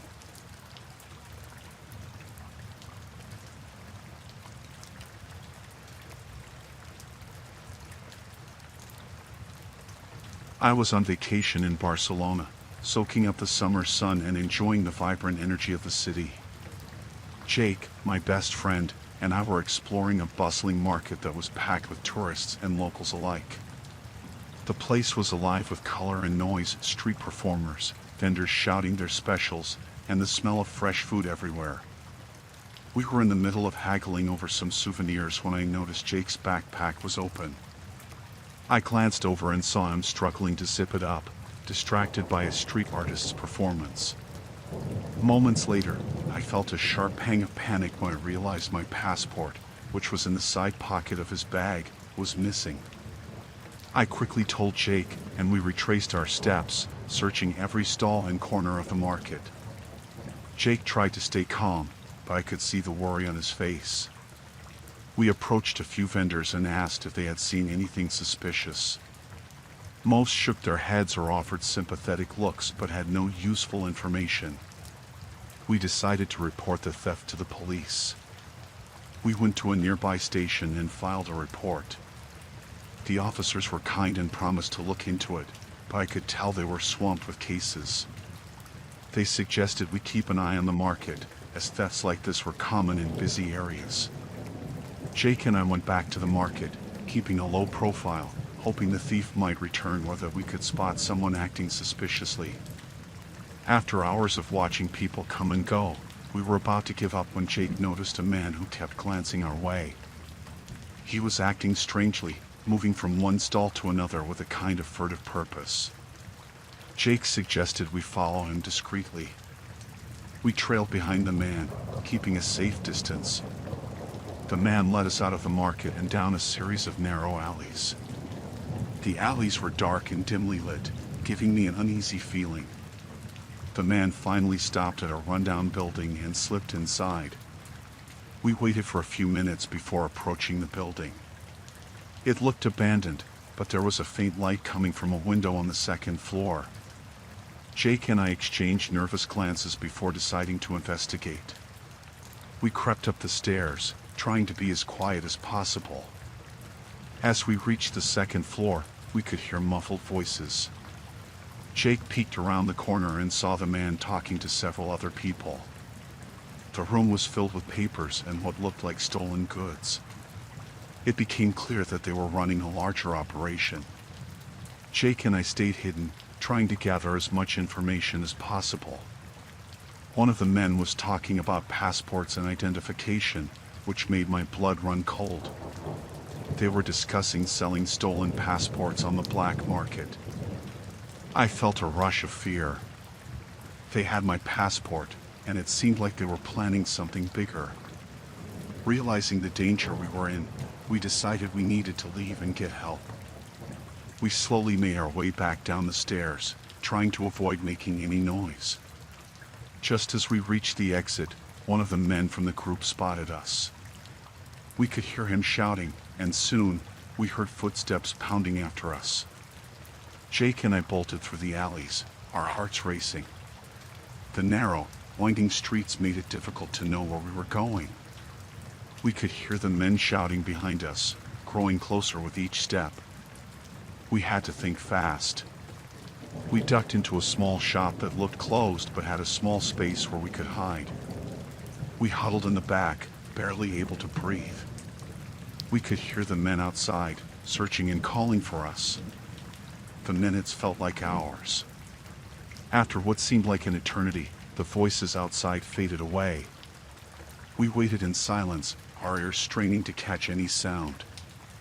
Once we were sure it was safe, we slowly made our way out of the shop and back to the main street. We found a nearby police station and explained everything to them. The officers took our statements and promised to investigate the building we had described. They advised us to stay in a secure location and not return to the market until the situation was resolved. Jake and I returned to our hotel, shaken but relieved. The police eventually recovered my passport and arrested several people involved in the operation. It was a long process, but we were grateful that we were safe and that the criminals were caught. The rest of our vacation was subdued, and we spent the remaining days exploring the city in a more cautious manner. The experience was terrifying, but it taught us to stay alert and trust our instincts.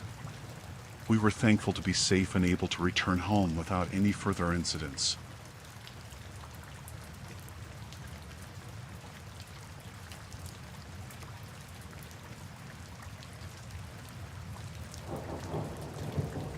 I took my dog, Max, to a remote cabin for a summer vacation. It was supposed to be a peaceful escape from the city. The cabin was deep in the woods, miles away from the nearest town. I was looking forward to some quiet time, just me and Max. The first couple of days were perfect. We hiked, swam in the lake, and relaxed on the porch. The air was fresh, and the only sounds were birds and the rustling of leaves. Max loved it too, running around and exploring. One afternoon, while we were on a hike, I heard gunshots in the distance. It startled me, but I assumed it was hunters. Hunting season wasn't for another month, though, which made me uneasy. I decided to head back to the cabin. As we walked back, I saw something that made my heart race. A group of men, about 5 of them, were gathered around a deer they had just shot. They were laughing and talking loudly. One of them noticed me, and their conversation stopped abruptly. I quickly turned and started walking away, trying to act normal. I didn't want any trouble. Max sensed my tension and stayed close. The hair on his neck was standing up. I could hear footsteps behind me, getting closer. "Hey, you," one of the men shouted. I didn't turn around. I just kept walking, faster now. Max crawled softly. The footsteps quickened. Panic set in. I broke into a run, Max sprinting beside me. I could hear them chasing us. My mind raced, trying to figure out what to do. The cabin was still a good distance away. I veered off the trail, hoping to lose them in the dense woods. Max followed, weaving through the trees. We ran for what felt like an eternity. My lungs burned, and my legs were weak. I glanced back and saw the men still pursuing us. They were closer now, shouting angrily. I needed to find a place to hide. I spotted a small cave and ducked inside, pulling Max with me. We crouched in the darkness, trying to be as quiet as possible. My heart pounded in my chest, and I could hear the men searching nearby. "She went this way," one of them yelled. I held my breath, praying they wouldn't find us. Max was silent, sensing the danger. Footsteps approached the cave. I pressed myself against the cold rock wall, trying to make myself invisible. A shadow passed by the entrance. I could hear them talking, but I couldn't make out the words. They were so close. I closed my eyes, terrified. After what felt like forever, the footsteps moved away. They were searching elsewhere. We stayed hidden for a long time, until I was sure they were gone. Slowly, I emerged from the cave, Max by my side. The woods were eerily quiet now. I knew we had to get back to the cabin and call for help. We moved cautiously, staying off the main trails. Every snap of a twig made me jump. I was constantly looking over my shoulder. When we finally reached the cabin, I locked the door and closed all the curtains. I grabbed my phone and called the local authorities, explaining what had happened. They told me to stay put and that they would send someone right away. The wait was agonizing. I kept expecting the men to burst through the door at any moment. When the police arrived, I felt a huge wave of relief. They searched the area and found evidence of the poachers. It turned out they had been illegally hunting in the woods for some time. They were arrested, and I was assured it was safe. The rest of the vacation was ruined, of course. I couldn't shake the fear and anxiety. We left the next day, and I vowed never to return to such a remote place alone again. It was supposed to be a relaxing getaway, but it turned into a nightmare.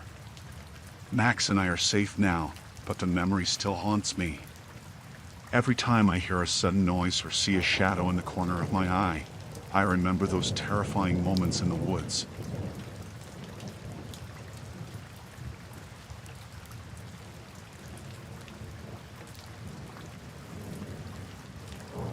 Our romantic getaway started like a dream. Tom and I rented a remote cabin far away from the city noise. We wanted peace and quiet, just the two of us. The first couple of days were perfect. We hiked, cooked together, and enjoyed the serenity of the woods. On the third night, we were sitting by the fireplace. The only sound was the crackling of the logs. Suddenly, there was a loud bang at the door. We looked at each other, startled. It was almost midnight, and we weren't expecting anyone. Tom got up to check, while I stayed behind, my heart pounding. Tom peeked through the window beside the door and froze.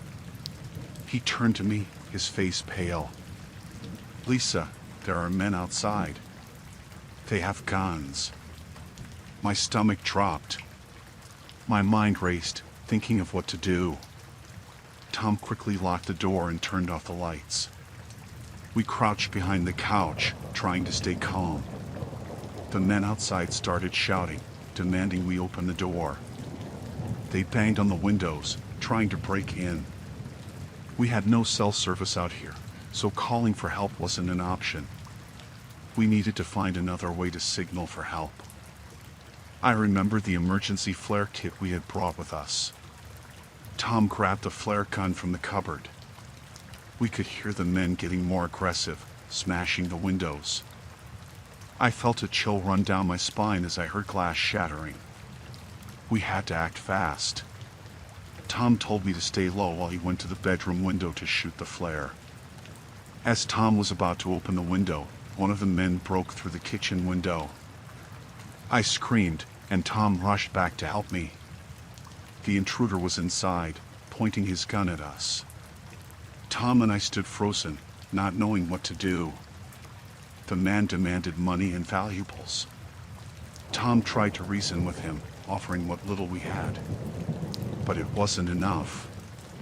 The man became more aggressive, threatening us. Just then, we heard more glass breaking from another room. The rest of the group was inside the cabin.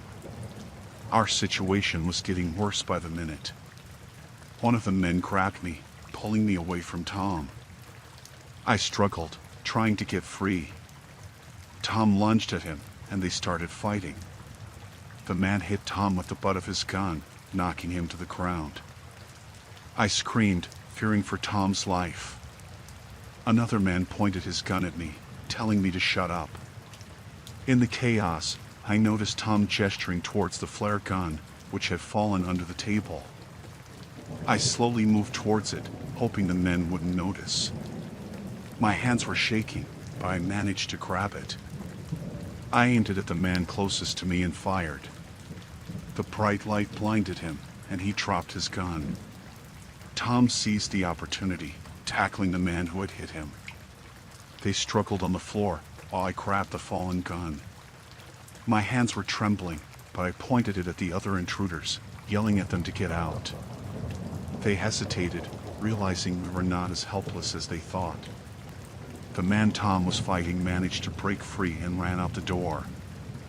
The others followed, cursing and threatening to come back. We didn't wait to see if they would. Tom and I quickly barricaded the doors and windows with whatever we could find.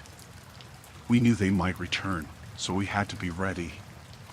We spent the rest of the night on high alert, watching and listening for any signs of the men coming back. The cabin was eerily quiet, except for our heavy breathing and the occasional crack of the fire. We held each other, trying to stay calm and think of our next move. At dawn, we decided it was too dangerous to stay any longer. We packed our essentials and prepared to leave. We knew the way back to the main road was long and treacherous, but it was our only option. As we stepped outside, the morning sun cast long shadows, making everything look surreal. We moved quickly but cautiously through the woods, constantly looking over our shoulders. Every snap of a twig or rustle of leaves made my heart race. Tom held my hand tightly, assuring me we would make it out of this nightmare. We just needed to keep moving. Hours passed, and we finally reached the main road. We were exhausted but relieved to see a car approaching. We flagged it down, and the driver, seeing our desperate state, agreed to help us. We told him everything, and he drove us to the nearest town. At the local police station, we recounted our ordeal. The officers took our statements and assured us they would search for the men. They also sent a team to the cabin to investigate. We were still in shock, but knowing the police were involved brought some comfort. The officers arranged for us to stay in a nearby hotel until we could return home safely. That night, we barely slept, haunted by the memories of the attack. The reality of what happened was sinking in, and it was hard to process. We were grateful to be alive, but the fear lingered. The next morning, we received news that the police had found evidence of the intruders at the cabin but hadn't caught them yet. We were advised to leave the area and stay somewhere safe. Tom and I packed our bags, ready to put as much distance as possible between us and the nightmare. On the drive back home, we barely spoke. The experience had shaken us deeply, and we knew it would take time to heal. We decided to seek counseling to help us cope with the trauma. We needed to support each other and rebuild our sense of security. As the weeks went by, we slowly started to feel more like ourselves. The nightmares became less frequent, and we found comfort in our routines. We stayed in close contact with the police, who eventually caught the intruders. Knowing they were behind bars helped us sleep a little easier. Our romantic getaway had turned into a terrifying ordeal, but we survived. The experience brought us closer, making us realize how much we meant to each other.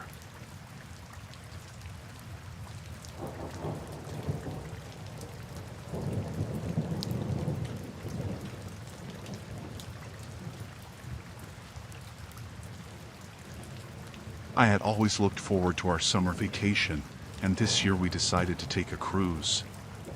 It seemed like the perfect way to relax and see some new places. My husband, Mark, and I had booked a week-long trip on a large cruise ship. The first few days went smoothly. We enjoyed the sunny weather, great food, and the variety of activities the ship offered. One evening, as we were walking along one of the upper decks, we noticed a crew member who seemed out of place. His name tag read Chris, but there was something off about him. He didn't fit in with the rest of the crew, who were all cheerful and professional. This crew member moved too quickly and always seemed to be looking around nervously. We brushed it off at first, thinking maybe he was just new or had a rough day. But as the days passed, his behavior got stranger.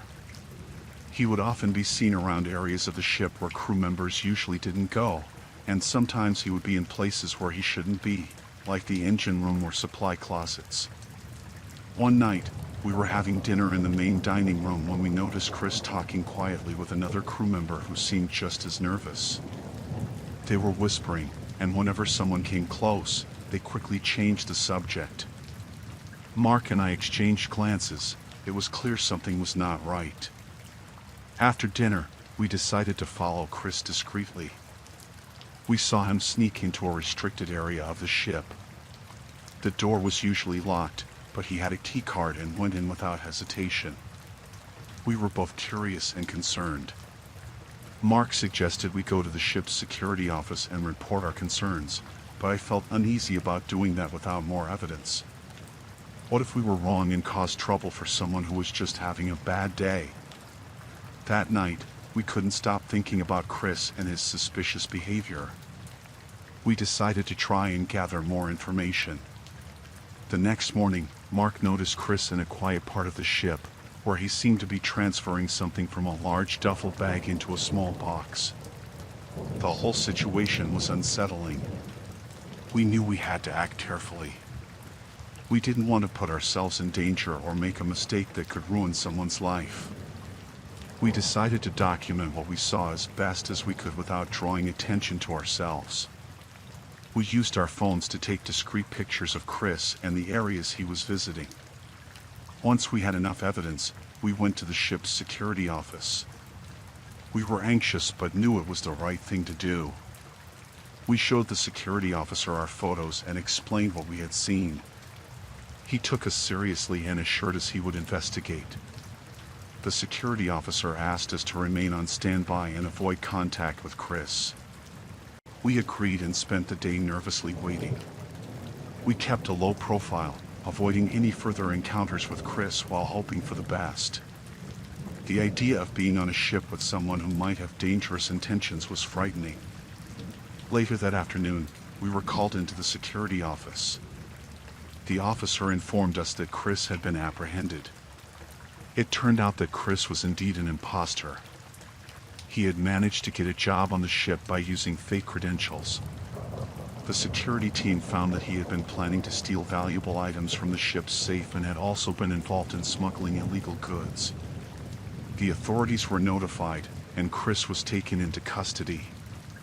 It was a relief to know that we had helped prevent a potentially dangerous situation.